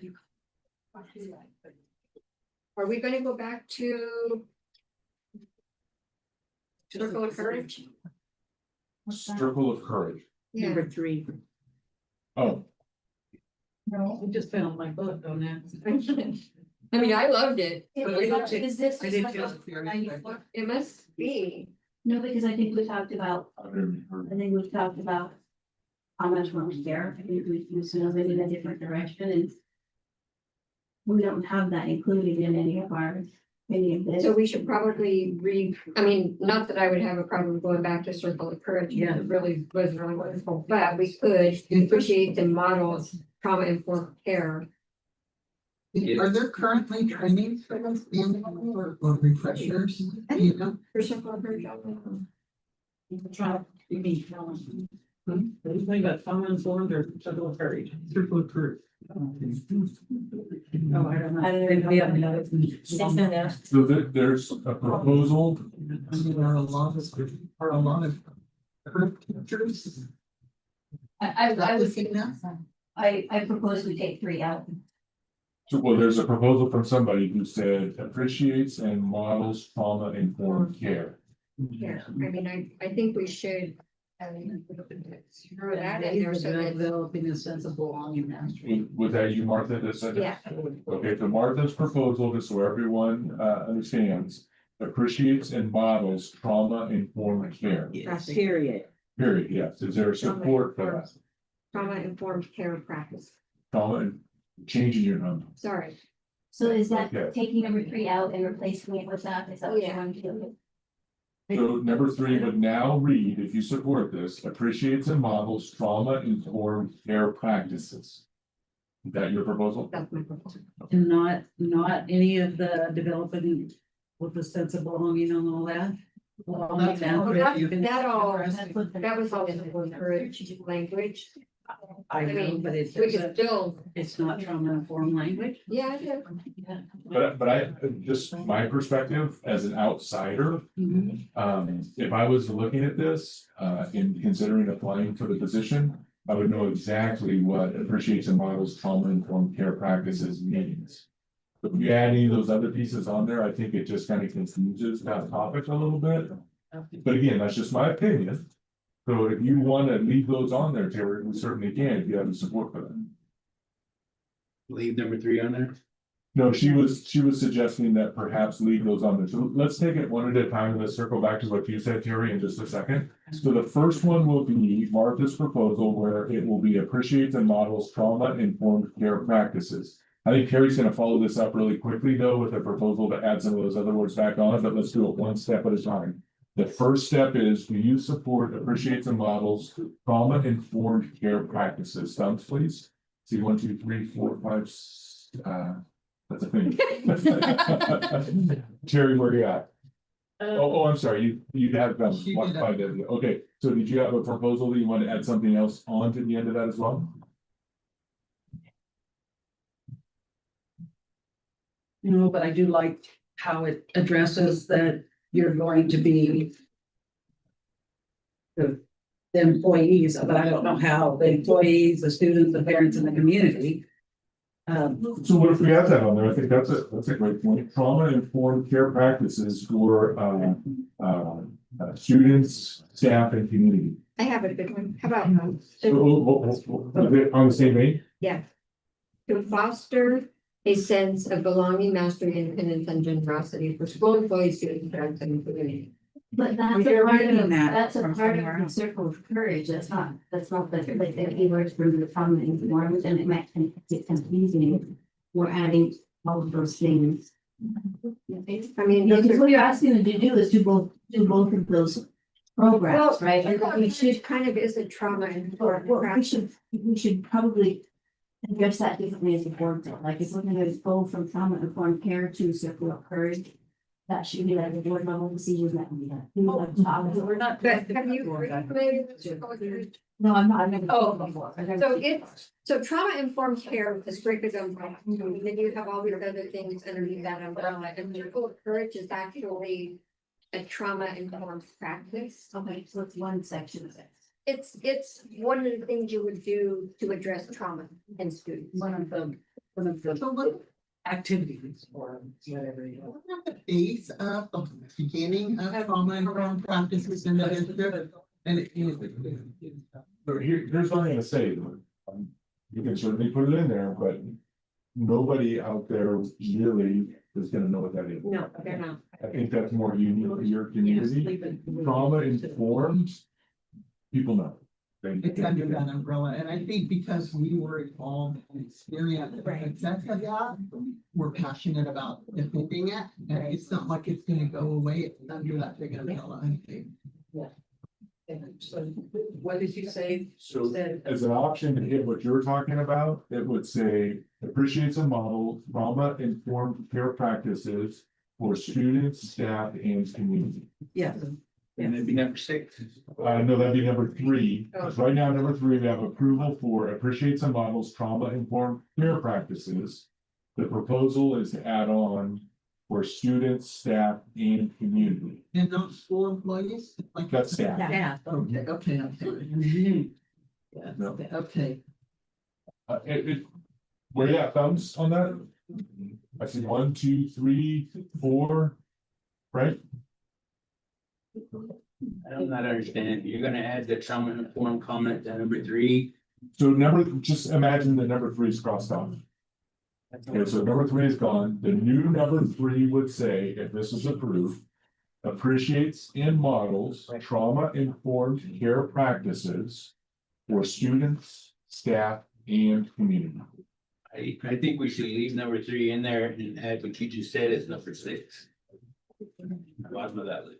So the only problem is, sorry, the board's already voted on taking number 3 out. So what we have approval on number 3 right now, unless the board wants to reconsider it, is number 3 reads, if this one doesn't get approved, appreciates and models trauma informed care practices. That's, the board supported that a second ago. So that's there.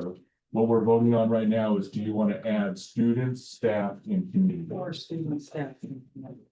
Okay. So I see 1, 2, 3, 4, 5, 6. Okay. Anything else?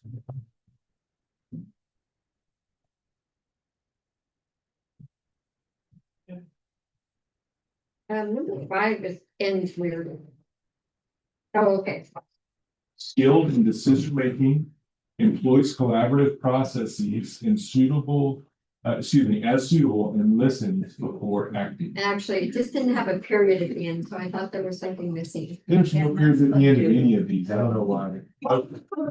Periods next to them. Yeah, as long as you're all good with that, I think they should have periods. So we can do that. That question on number 4.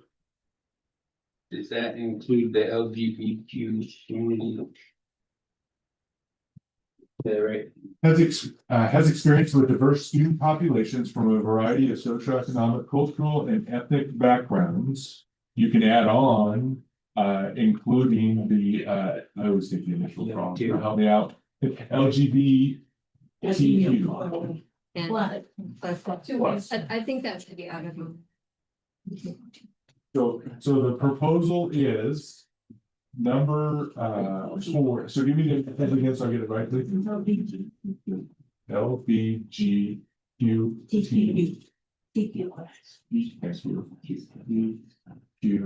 plus. And yes, I know who they are, I just am not very good at the initials. All right, so if it goes as proposed, has experience with diverse student populations from a variety of socioeconomic, cultural, and ethnic backgrounds, including LGBTQ. They're written in front of me and I can't do it. LGBTQ plus. Why can't we just take out the end and move it down and have it as one of the. So I think that- totally included. I think that makes more sense, thank you. And LGBTQ plus. Background. Background. Yeah. Thank you. Okay, so let me read it one more time because I totally butchered this one. I apologize. This is what you're voting on right now. It's basically adding the LGBTQ plus, but it'll read, has experience with diverse student populations from a variety of socioeconomic, cultural, ethnic, and LGBTQ plus backgrounds. 1, 2, 3, 4, 5, 6. Others. Is there any other groups that need to be included? I was just thinking. Because when we did a mission statement, we included a whole line of. I think that was pretty much, yeah, but. Yeah. I'm not sure. Guess it's not in there. Is it over there? No, it's Essler. Okay. That's Essler's, that's different. Expected school end results. I mean, we could go on all day about that. Nothing comes to my mind real quickly. I think that's good. We can always, if we think it's not. Okay, desired board relations. Any comments on desired board relations? Enhance the partnership with the board. Tell me what that means. They're a member of your team. Okay. So remember, you as a board have 3 branches, just like the federal government. You have the judicial branch, well, let me back up. You have the legislative branch, those are all your board policies, and you create your board policies. You have the judicial branch, because when somebody violates one of your policies, you generally have a hearing, such as expelling a student or a classified employee dismissal hearing or a dismissal hearing. That's your judicial role. And then you also have the executive branch, and that is you hire your superintendent, and so they are a part of your team. Okay.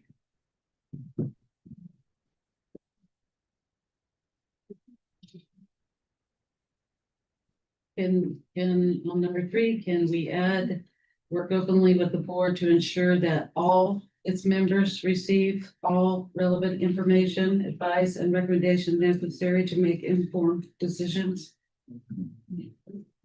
So in between that and it, so ensure that all its members, is that right? Yes. So inserting the word all between that and its. Yes. Discussion on that? Thumbs? 1, 2, 3, 4, 5. Say it again. So it'll read, work openly with the board to ensure that all its members receive all relevant information, advice, and recommendations necessary to make informed decisions. Okay, so we got 7 on that. Anything else?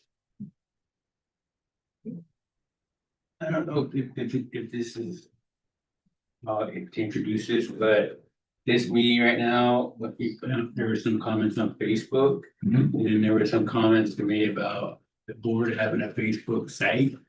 So that whenever something like this happens, that it could be on Facebook because everybody's on Facebook. I don't know if that's proper protocol or not, but. So you actually have a protocol about Facebook, and what your board protocol says about Facebook is that board members will not post on Facebook. So you agreed upon this with each other unless it's reposting the posts that have already been posted by the school district. And the rationale why most boards do something like that is because when you start posting on Facebook as a board, you have to be very careful that you don't do a Brown Act violation. Because when members are posting one thing and other members are reading that, and then you pretty soon you have a quorum reading what's on Facebook and what one board member thinks, it could create an issue with the Brown Act. So you have to be really careful with that. That could be the superintendent's job to put out like this meeting was just for the morning because. Absolutely. Different reasons, but if this new So you superintendent. want them to have a social media presence. Yes, where the community can talk to them. On Facebook. So would you like that as an essential duty and responsibility or a desired professional skill and ability? it probably makes sense as an essential duty and responsibility, and we could, I haven't read through all those individually in a minute, but we could add something like, acts as a spokesperson of the board, including through social media. Is that something you want to add? Is there support for putting the number 15 there that says acts as a spokesperson for the board, including a presence on social media? Is that something you want? You want to discuss it at all? I see some people discussing it. I'm really putting that one back and forth, because what if you don't, I mean. I would We think have the a- superintendent would get the approval of the board before they did that. You can't speak for the board, okay? There has to be an agreement of the board, right? For them to do it, or is it, are we, if we put it in there that as their essential duties and responsibilities, they take the ball and run and can post whatever they want on behalf of the board? So what your protocols say is that generally the superintendent speaks on behalf of the board. When required, the board president can also speak on behalf of the board. That's what your protocol said. Pretty common for a superintendent to speak on behalf of the board.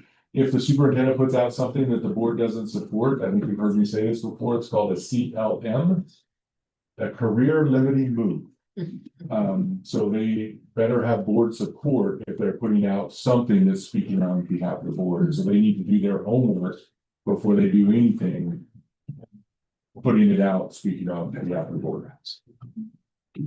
And part of our policy is we limit that social media communication. And then we have a misstep with the community because we're not communicating. So I think we need to really reevaluate that, because we do, the board policy that limits what our superintendent is putting out there. And then they're not getting the communication that they want and that they should have. And so I think we need to revisit that at the meetings. Right, because I find that too, that I see it and it's like, oh, I can't say anything about that. But we also limit our superintendent limit policy, and so we need to really evaluate that. So Frank has a proposal, and you can take this in one of two ways. You can add it on here under essential duties and responsibilities. Or you can hold on that and make that as a part of their goals and objectives, because you need to meet and clearly put down a set of goals and objectives as soon as this person starts, so they're working in the direction that you all want as a board. Well, maybe we could put it where it enhances the community involvement, informing the community, because this is the comment that I got was, but it was a spur of the moment, nobody knew about, how was this advertised? You know, how was this meeting advertised? Right, so it's a special meeting, and what the Brown Act requires for a special meeting, so let me back up for a second. So the Brown Act governs how meetings are advertised, and you have to follow the Brown Act in order for the board to meet and legally make a decision or direction for the district. At a regular school board meeting, which are the ones that you decide at your organizational meeting in December, usually have one per month. And at each of those regular meetings per month, you have to give a 72-hour advance notice to the public or more that meeting's going to happen, including publishing the agenda that goes with that. In an ideal world, you also provide all the backup for the material. But what the Brown Act says is that the board and the public get the backup information at the same time. So if you didn't get the backup information at the 72-hour mark, you got to say at the 24-hour mark, it's made available to the public and the board at the same time. So it's a regular board meeting. A special board meeting, which this one is right here, the Brown Act says that it has to have a 24-hour notice. So this had to be agendized by 5 o'clock last night. And I think it went out around noon yesterday or so, something like that. So that's following the Brown Act, and it has to be posted at all your normal places where you post your meetings, and it's being streamed as well, I believe. So folks can see it out there that way. And so that's meeting the minimum qualification. And on a very rare occasion, you can have what's called an emergency meeting. And sometimes people confuse special and emergency meeting. Emergency meeting requires no previous notice to the public, but I have never had an emergency meeting before COVID. And then when COVID hit and we started canceling school, that was the first time I'd ever had an emergency meeting in my career. That's an example when we were deciding, are we canceling school? When the state came and said, you need to cancel school or not, that's an example. Let's say you have an extreme earthquake and you have to decide what you're gonna do with your facilities. That's an example of an emergency meeting. It just doesn't happen very often. I think I'm more on the enhanced community engagement. That's a thing which would give some debate to the community what we're doing. And then a Facebook thing could be just the agenda. And people asking about the agenda before the meeting. So you've changed your proposal, and so your proposal is number 15 being enhanced community engagement. Is that accurate? Okay.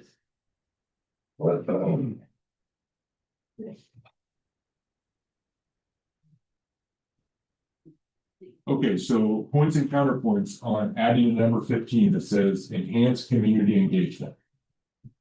I like to. Okay, I see 2 thumbs, 3 thumbs, 4. Okay, that's fine. Any other proposals or thoughts? How about 220 days per year? That's pretty standard. That in here. It's right below. It says service period, Yeah. 220 days. How about salary? Do you want to change that and say competitive and negotiable, or do you want to leave it on there? So those are the exact words you're talking about is competitive and negotiable. And the nice thing about that is you get to define what competitive is.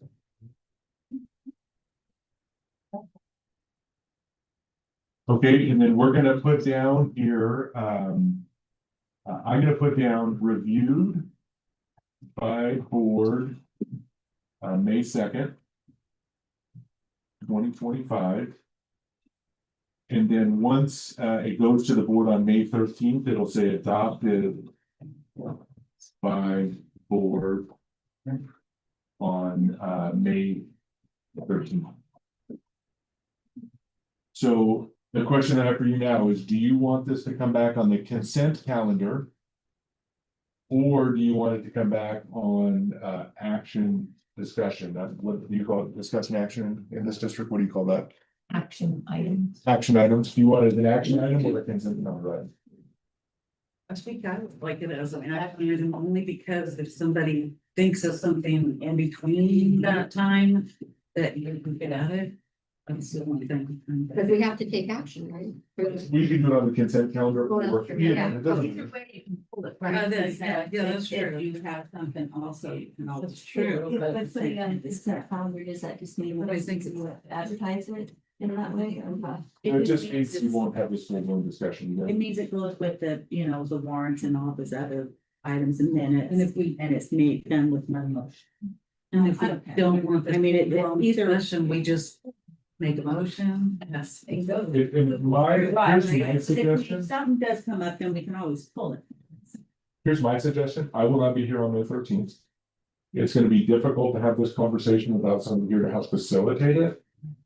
But if you come up with something that is just absolutely, like I said in the beginning, if you want to talk to the public, we're not making any final decisions tonight, and you've heard a lot of folks out here who are interested, and one of them may bend your ear later and say, you didn't think about this. Then bring it back and pull out the consent calendar and talk about putting that in there. So, what we're gonna do though, just remember, we're gonna get a hold of HCOE and ask them to attach this as a draft. Job descriptions, and then we'll revise it one more time after the May 13th meeting and call it the job description. Okay. So what I heard, I just want to say one more time to make sure we're all on the same page. We're bringing it back on the consent, and if somebody has some burning desire, because they talked with somebody and we just missed something, which is entirely possible, you'll pull it from the consent. Thumbs on that? All right, you got it. And then we can chat to make sure that we're.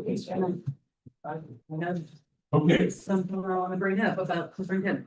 Sure. Still, I heard the public, and it sounds like, we need somebody now.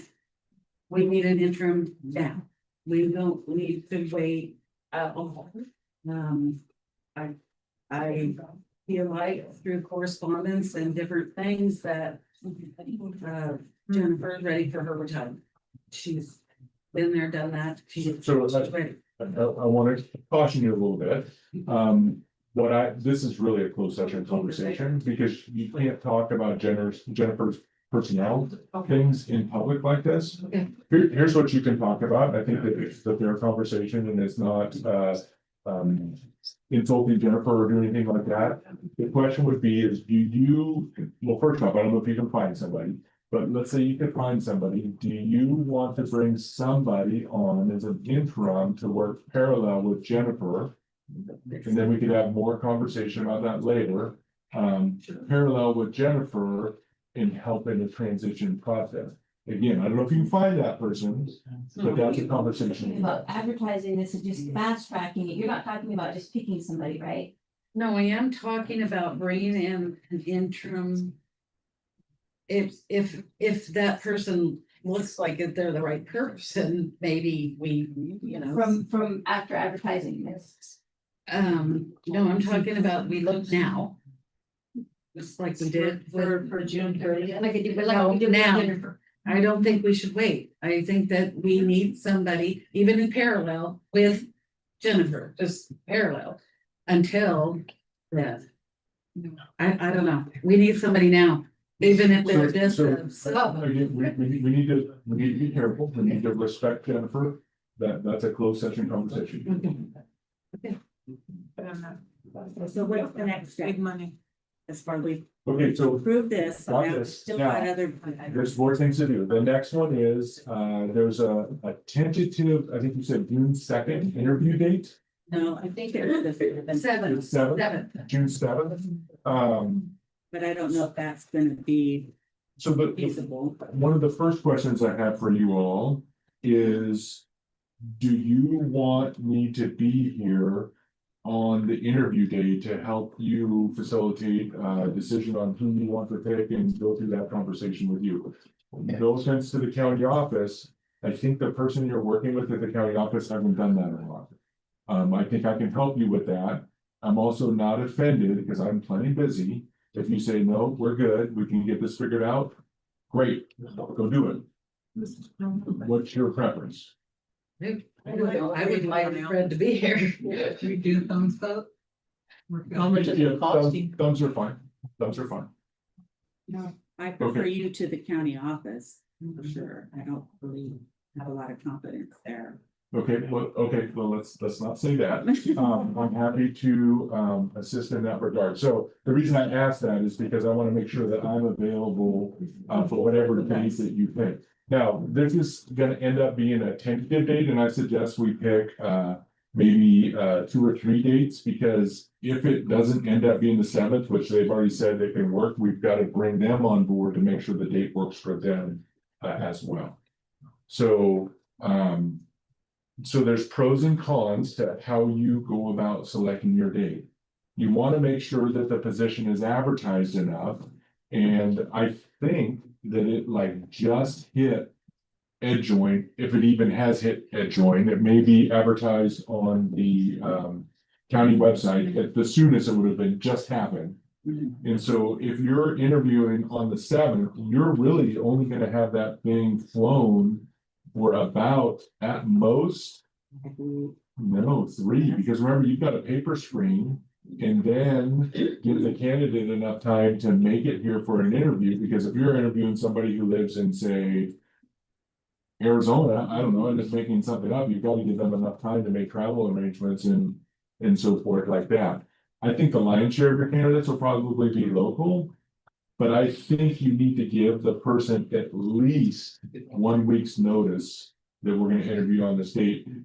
But I also think that we need to post in the advertisement the date of the interview, so they know when that interview is happening and they can make those plans when they apply. Is it normal for it to be on a Saturday? Cause I wasn't crazy about doing it on a Saturday. Very normal. It's very normal. As you get, They have. but as you get deeper in June, it's much easier for them. If you're gonna do that first week in June, it's gonna be really tough, and even the second week in June, because that's like the last week of school for most folks. And so they'll struggle to get there. But if you're talking down in that week of June 16th, then you'll probably be able to get people there. Here's the disadvantage though, if you wait as you get towards June 16th, let's say. I'll just pick a random date. Let's say you interview on June 19th, which is a Thursday. You go through that interview process, you select your top candidate. Hopefully the county does the background checks before they do the interview. We'll have to talk with them to make sure that they do that, so you're poised to make your selection on the date of the 19th. They still have to give their notice to their current district and finish up with their current district. And if you're interviewing that week, the likelihood of them starting July 1st is slim to none. So the longer you push your interview date, the more likely it is they will not be able to start on July 1st. The shorter you push your interview date, the less likely is that you cast a wide enough net to get a good pool of people to apply. So, the starting date. They only have 220 days, so they wouldn't start July 1st anyway.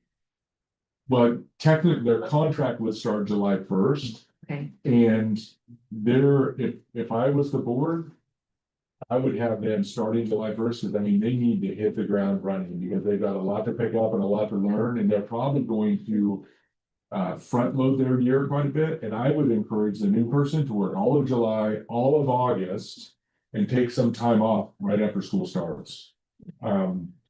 There is no ideal time for a superintendent to take off, but you need somebody to get in and get the culture of this district and get running and pick up the ball from Jennifer and get the process going. And it's not gonna be helpful for them to come in and take 3 weeks off. Well, may think about adding days too, because we have added days in the past. Absolutely. I wouldn't worry about that right now. I'd be more worried about plus you need somebody who is. Jennifer retires on June 30th. Right. If the district catches on fire on July 2nd, who you calling? Lori. You need a superintendent, Lori. You just need that person to call to deal with the business of the district. Right. And Dana, I heard Dana whisper over here, not me. So.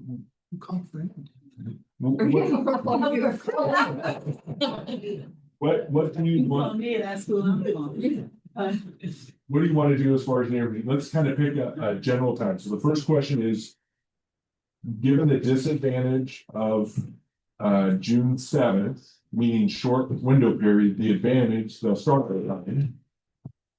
How do you feel about June 7th? I think it's too soon also. I think we want to get the best person here, and if it means they start a little bit later, or we have to add days or whatever, then we can do that, because hopefully we're finding somebody that's gonna be here longer than just 1 year, right? Hopefully we're looking for long term ones.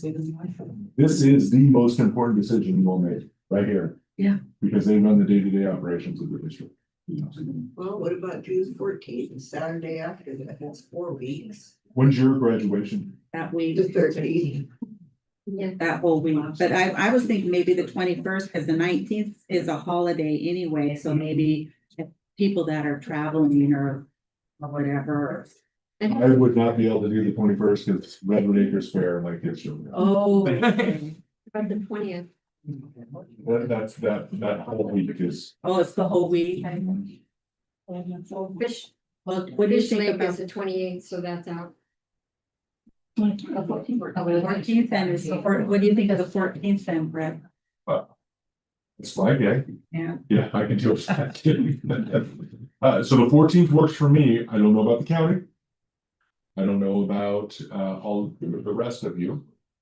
So specifically, what does the county do for us then? Because my understanding was they just put together the packet.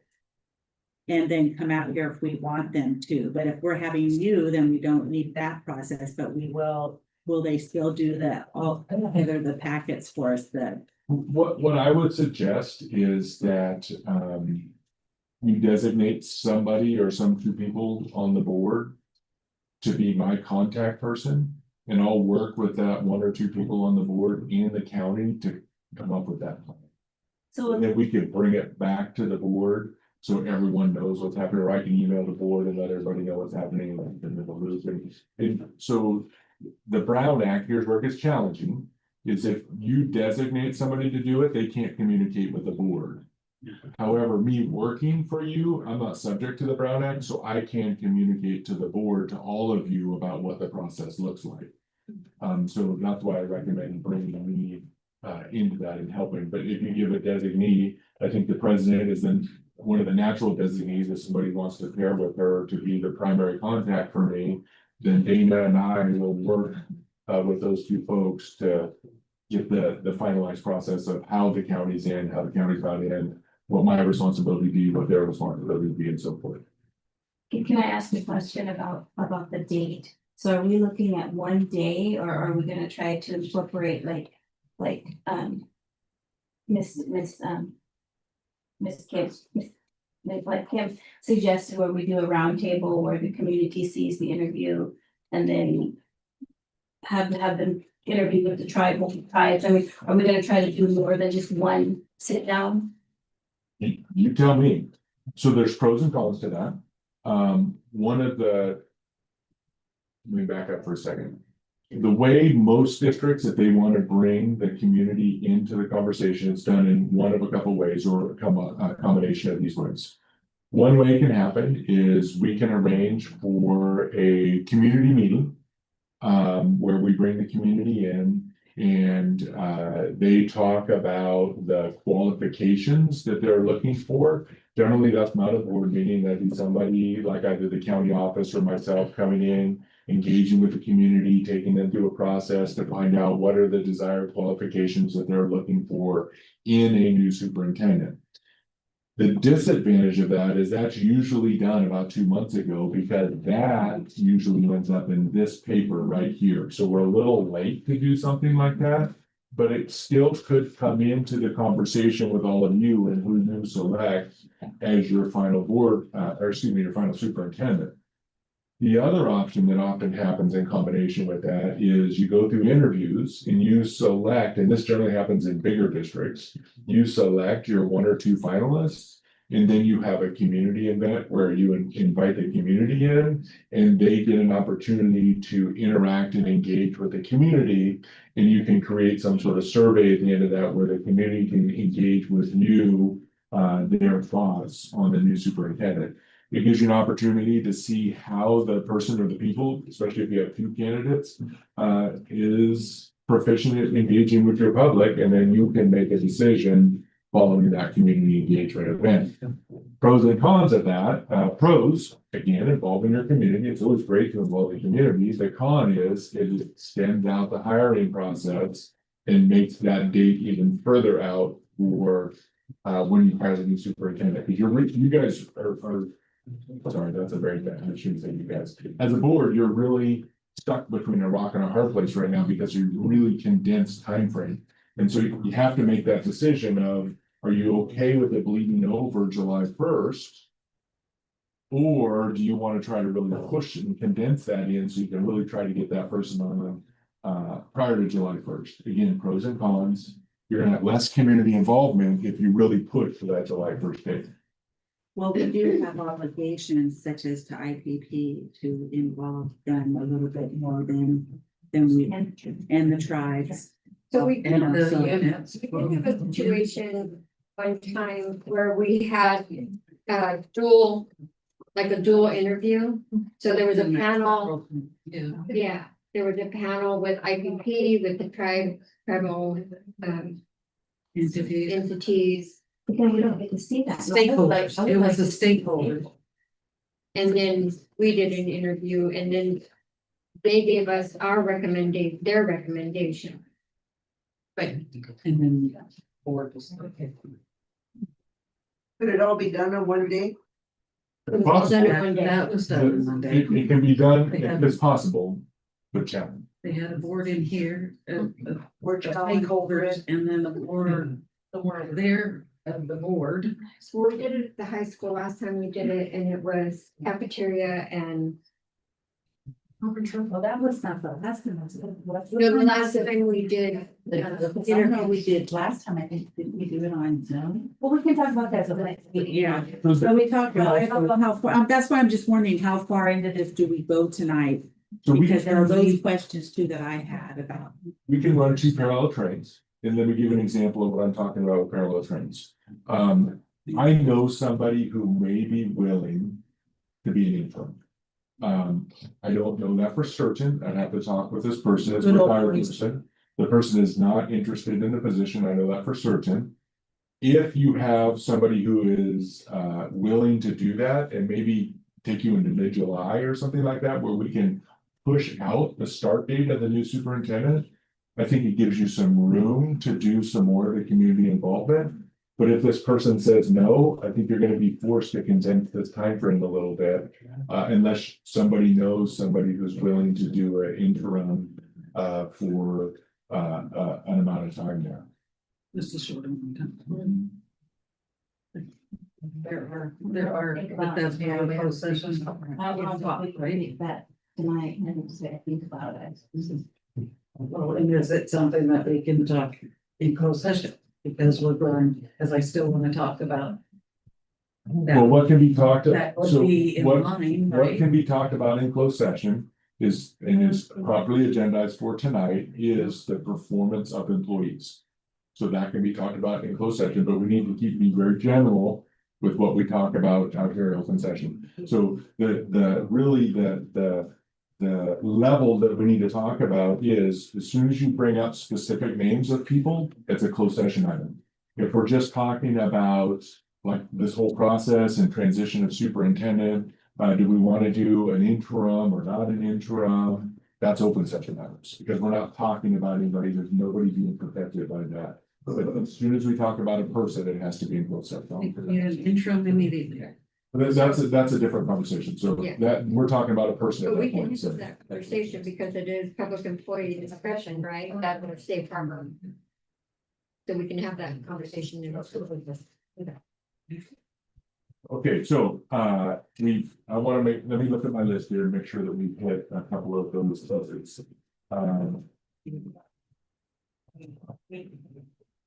Can we, let's talk interview dates on train track 1 versus train track 2. Train track 1 is there is no interim. Train track 2 is we can find an interim, whether it's a person I know or somebody else or whatever. Okay. So what about June 2nd? I know that's early, but I just want to ask the question. If it ended up, or June 7th, I'm sorry, if it ended up being June 7th, does that work in everyone's calendar? If we have an interim. No, this is, If we're there is- trying to fast track it. Somebody to interview, but I mean, we might not even have somebody to interview, but you accepted. Right. I think June 7th is too quick, but I just want to ask the question because if we end up at that point, I just want to know if it works in everyone's calendar. Anybody June 7th does not work. So June 7th is a possibility. What about June 14th? Well, let me ask this question. Do you want to do it on Saturday? Is that the preferred? Okay, what about June 14th? Anybody that does not work, so June 14th works. June 14th is problems. Oh, no, that's something. Okay, yep. June 21st, I cannot be there, and it sounds like June 28th is a no-go. Is that correct? Right. Well, for me. July 5th is not good because that's the 4th of July weekend. What, let's see now, what about July 12th? Now we're talking interim at this point. Yeah. Yeah. Does July 12th work for people? Not for you? No. Okay. July 19th? Yeah. Anybody July 19th does not work for? Along with the interim, see somebody stepped in right now. How long would they expect to? Whatever they would give us, probably. So you could do whatever you Whatever they want. would give us, a little bit of time. There is no rule or law as long as they're qualified. They generally work on a 7-day contract, meaning the board can or 7 weekday or 5 workday contract, meaning that you can choose to part ways with them by giving them 5 or 7 days notice. That's pretty common within the job. So the dates that I have are as potential interview dates, June 7th, June 14th, July 19th. Right? Okay. Yes. They go again, June. June 7th, so I asked that everyone holds these until we get confirmation on what we're gonna do. June 7th, June 14th, July 19th.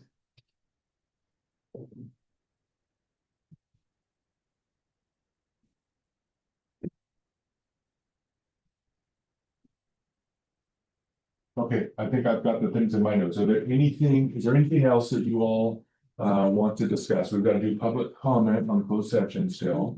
But as far as superintendent process, is there anything else that anyone wants to discuss at this point? When are we next gonna meet with you to discuss Um, the interview process or? Oh, thank you. That's what we can do. I need to know the two board representatives. So I assume that it's gonna be Lori. Is everyone good with the board president being one representative? You want just me to work with Lori? Very to do with you. Lori and Terry? We can. That's what you wanna do it, or you okay? You wanna? Involved in that process? It's my liaison. I'm gonna be talking with two board members and working with the county and working through the process. It's just. It's just, Okay. yeah. Not anything.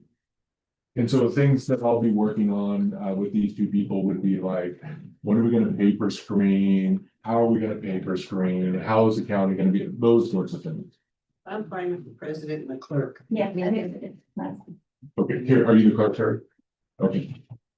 For Lori and Terry. But we'll all be a part of the paper screening, right? I think so, unless somebody would Or want you're to just be. gonna screen with these two? No, I recommend you all. Oh, yeah. Yeah. Okay. Oh, And yes. you don't have to come together. We don't have to do a board meeting for you to paper screen. Right. Three of you can come in, three of you can come in one or two, and whatever combination, or you can agenda it. It's up to you. Lori, you know, you were mentioning that during Zoom, we did paper screening. Online. Right. I think that was COVID when we did our interviews for on Zoom. Was it COVID or was it before that? Well, I think it was paper screening. Yeah, well, we did the interviewing process online. Just- I don't remember just the my paper screening opinion. specifically. I'd like to. Great question. My opinions, you want to see them in this district. You want them walking through the doors of this district and getting your community.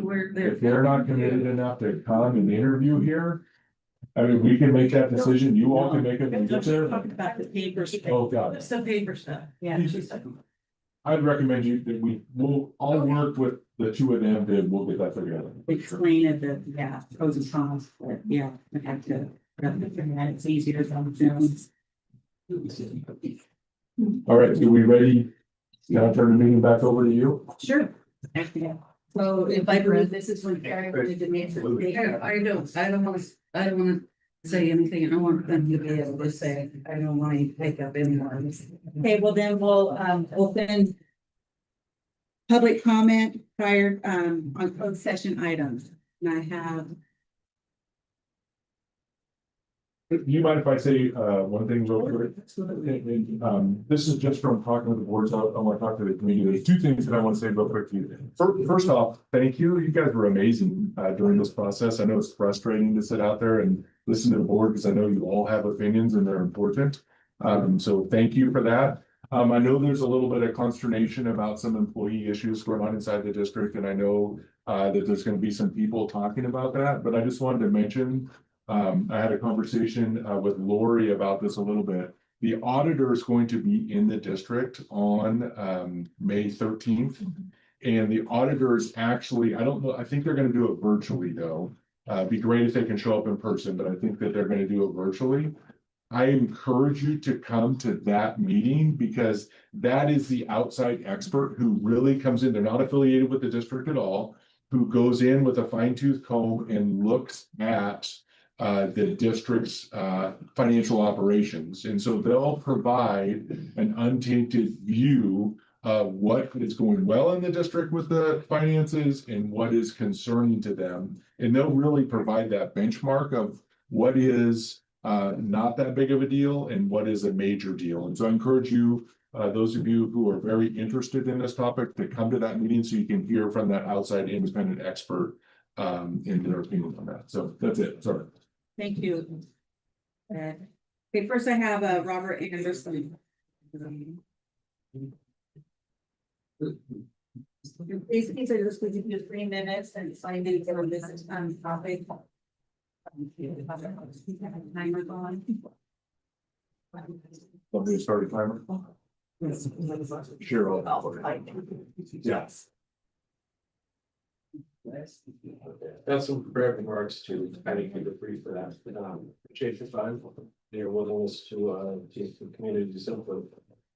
I stand before you as a parent, teacher, community member, and I sit as a representative to the Plymouth Trinity Teachers Association. I feel that I must forcefully question why the board has taken no action or any recognition of the 3 different letters that the majority of the district's employees have submitted to you. Back in March, this board came dangerously close to making disastrous cuts aimed at our special education services. Not only those services vital to the success of our most vulnerable students, cutting them would have invited civil litigation that would have won. I'd like to ask the board to reflect on that moment and that disaster that we averted. Who had the information that you needed to avoid that terrible mistake? It was the teachers, it was the support staff, it was the community members, it was the administrators. I'd like to repeat to the board what I said last month. Good people can make bad decisions when they're given bad information. So this isn't anything personal, it's just where it's the information that you're getting, and that's going to affect how you respond to things, definitely. Administrators, teachers, support staff, the vast majority of our employees, we've all brought our evidence and concerns to you about financial mismanagement or reporting the district. We've explained respectfully our concerns and have asked the due process of investigation and the information that was provided, and then supporting the only reasonable solution. However, we had silence for almost 2 months. Teachers, bus drivers, office staff, all of us, we've chosen the work we chose because we want to help support the children of our community. When we say that there's a serious issue and that we're willing to face a cultural retribution over it, it's only because we've seen how this hurts the kids. We're sticking our necks out for the kids. And I want to kind of step away from this a little bit because I think you may know my mind, but I want you guys to know my heart. After the 5th student I had died before they were 19, I started having problems with my job where I was just locked up and got physical therapy. Sure, things happen. Then I went into remote learning, distance learning with COVID. We're doing these little messages in the bottom and envelopes. First one I got was from a student saying they weren't sure they wanted to be alive because their parents found out they were gay. How do you help a kid like that in a distant situation? We made it through, sure. Teachers, everybody else, we're not victims of our jobs. This isn't like, I'm not virtue signaling saying, oh, look at me, I had to have physical therapy because I was grinding my teeth so much my jaw was locked up. That's not what I'm doing. I'm wanting to explain to you that all of us, we're not victims of our job, we're warriors for our children. And if you think that we're coming to you because we have some agenda or we're being nasty, we don't like a person, no, we're saying we're seeing dysfunction that's hurting our kids. That's the only reason we're here. So please consider that. Don't miscast this as something it isn't. It's not about a person. It's about how a vital function in the district has not been done well for years. And it's going to stop it. Thank you.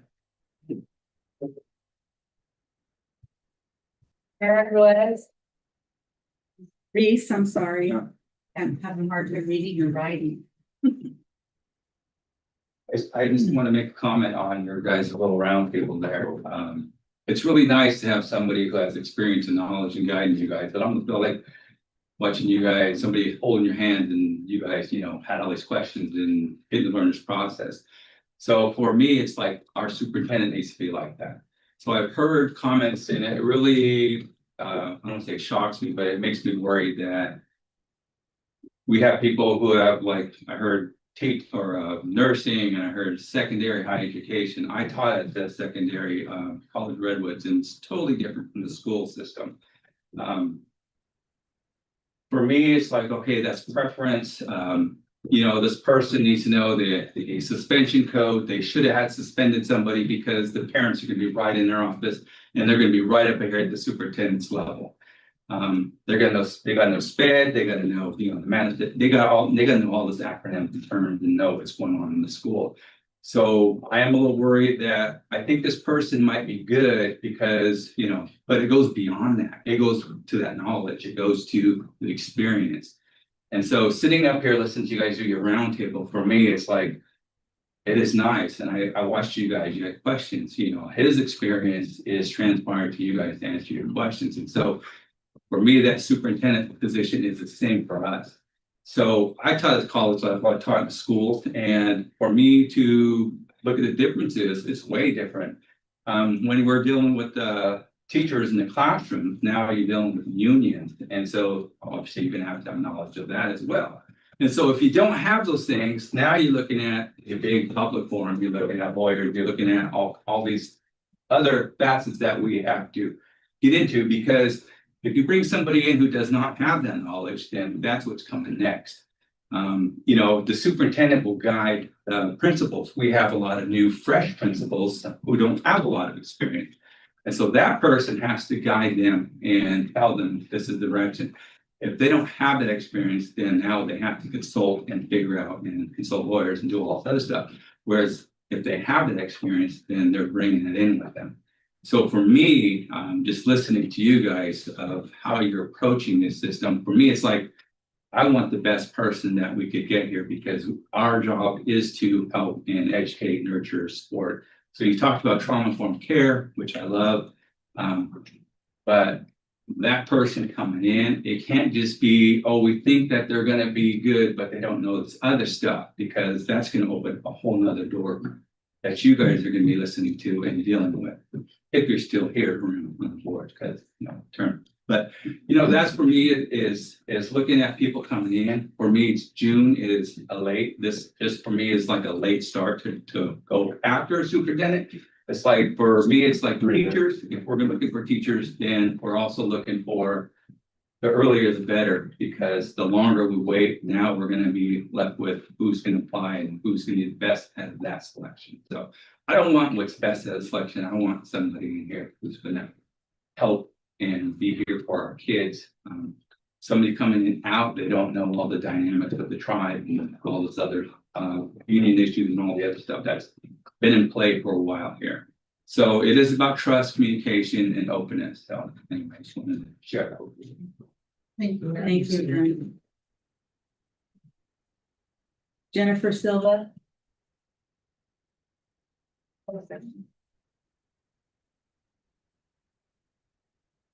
First, I would like to say, I love seeing Fred here. I worked under Fred for 2 years at Reese's. I learned so much in that job, so thank you, Fred. I know tonight, I felt the love last meeting when you did not approve my resignation. Thank you. So tonight, I realized today I didn't write a letter from the resignation, and so I'm submitting it tonight. I wanted to read it to you. This letter is to notify you of my plans to leave the school district, with my last day being June 27, 2025. I'm saddened, truly saddened to have to do this, and I truly do not want to. But with the departure of Superintendent Lane, I feel I will not have the support. I need to continue my position with the district. Without Jennifer here, I just don't feel the support. This June will mark my 7th year of school payroll and my 38th year of general payroll. To say school payroll is complex is an understatement. I am regularly learning and analyzing education code, union contracts, retirement guidelines. School payroll comes with many challenges. Organization is key to my success. I entered this district with the hopes of implementing the LEAD program called Frontline and ultimately change to Frontline's time management program and eliminate time clocks. This process would be a great way to help a future payroll technician in being able to complete payroll timely and accurately. I've been able to complete the following. Absence management has been set up, but not fully implemented by the sites. We implemented it at Hoopa L earlier this year when school was closed due to staff shortage. The system will call substitutes an email, continually reaching out until all positions are filled. This has resulted in an almost 100% employee fill rate at Hoopa Elementary, making a big difference to the school. I reached out to HCOE regarding our para test and worked with them to start using their test. Their test compared to ours has many differences. I spent a day administering the test to current substitutes and was able to fill positions that were previously unfilled due to the failure of the KTJUSD para test. With that change alone, we have been able to fill over a dozen positions based on the new test and outreach regarding openings. Employees are now paid extra hours and overtime on the supplemental payroll. This also includes substitutes, with KTJUSD, the only district in the county that pays substitutes twice per month. This was discussed and supported by Superintendent Lane to attract more substitutes to travel to our remote area. Employees have also been happy with the extra paycheck on the 10th, since, as we all know, the economy is difficult right now, and waiting a month for extra pay is a burden for a lot of people. My biggest accomplishment was being able to repair a very strained relationship between payroll and employees. It took months to build trust. I worked hard on this, and I hope that it continues in the future. Quick response time, accurate and timely pay, and understanding is my hope for the future payroll person. My motto is, I do not know how to teach a class, be an aide, a food service worker, a custodian, a bus driver. And I cannot expect these hardworking people to understand how payroll is completed. I have compassion and understanding, and it has gone a long way with the employees at KTJUSD. I am committed to ensuring a smooth transition and am willing to assist in whatever way possible to train my replacement and facilitate the transfer of responsibilities. It saddens me to have to leave what I know well, and I wish circumstances could be different. You will be losing an employee who has given the district 125% since day one, and I feel there will be more employees leaving if a positive change is not made. As stated earlier, I do not feel that I will be supported once Jennifer Lane leaves. I definitely would like to thank Jennifer. I know she's out there for being my protector, for listening to what I have to say and say, no, this is wrong. And she truly was there for the employees. If the board wishes to discuss this further, I would be happy to meet with you and discuss my concerns and experiences. I know you're losing a superintendent. I do know that. It's a very sad thing, but your employees are here for a paycheck. And you're also losing a payroll person, which is also a very big loss. And so I'm sad. I am sad, and I wish things could be different, but I just don't feel that I'm gonna have this. If you guys have promised me something different, heck, yes. At this time, I'm sorry to give this to you, so I will give this to Dana. Thank you.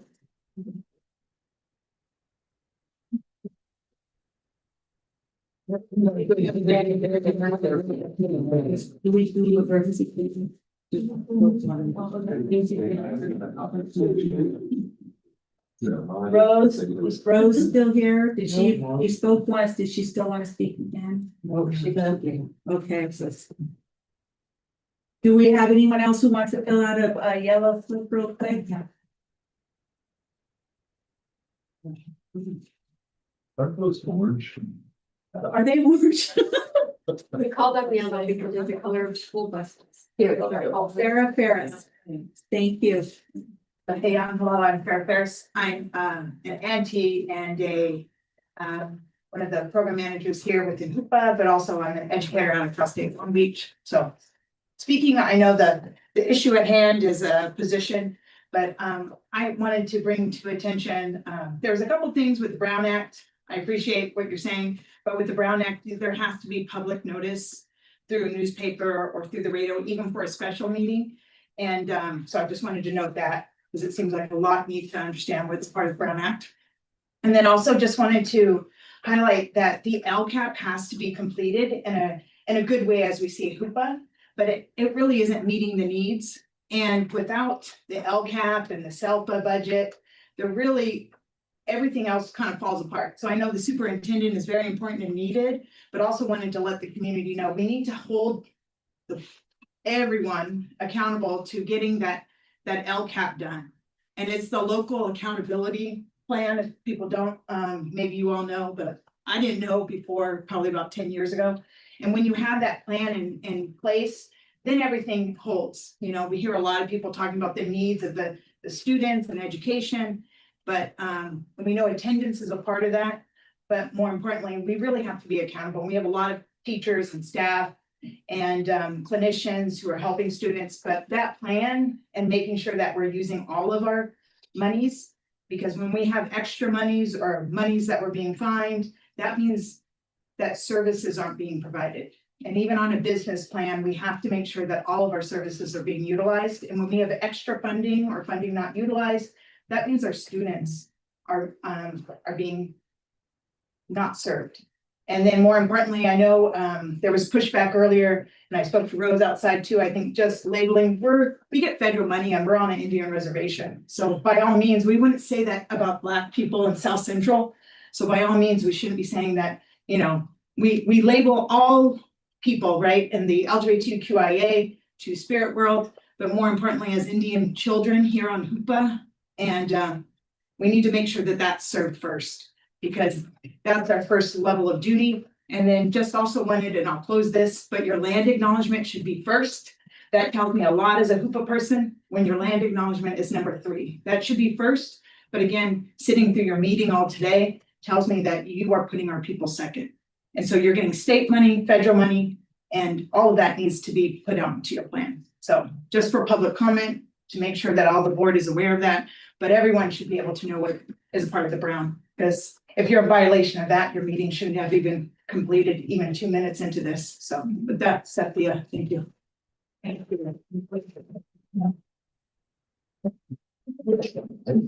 don't have this. Okay, do we have any more orange or yellow slips? Okay, thank you. We'll adjourn to closed session at 7:31.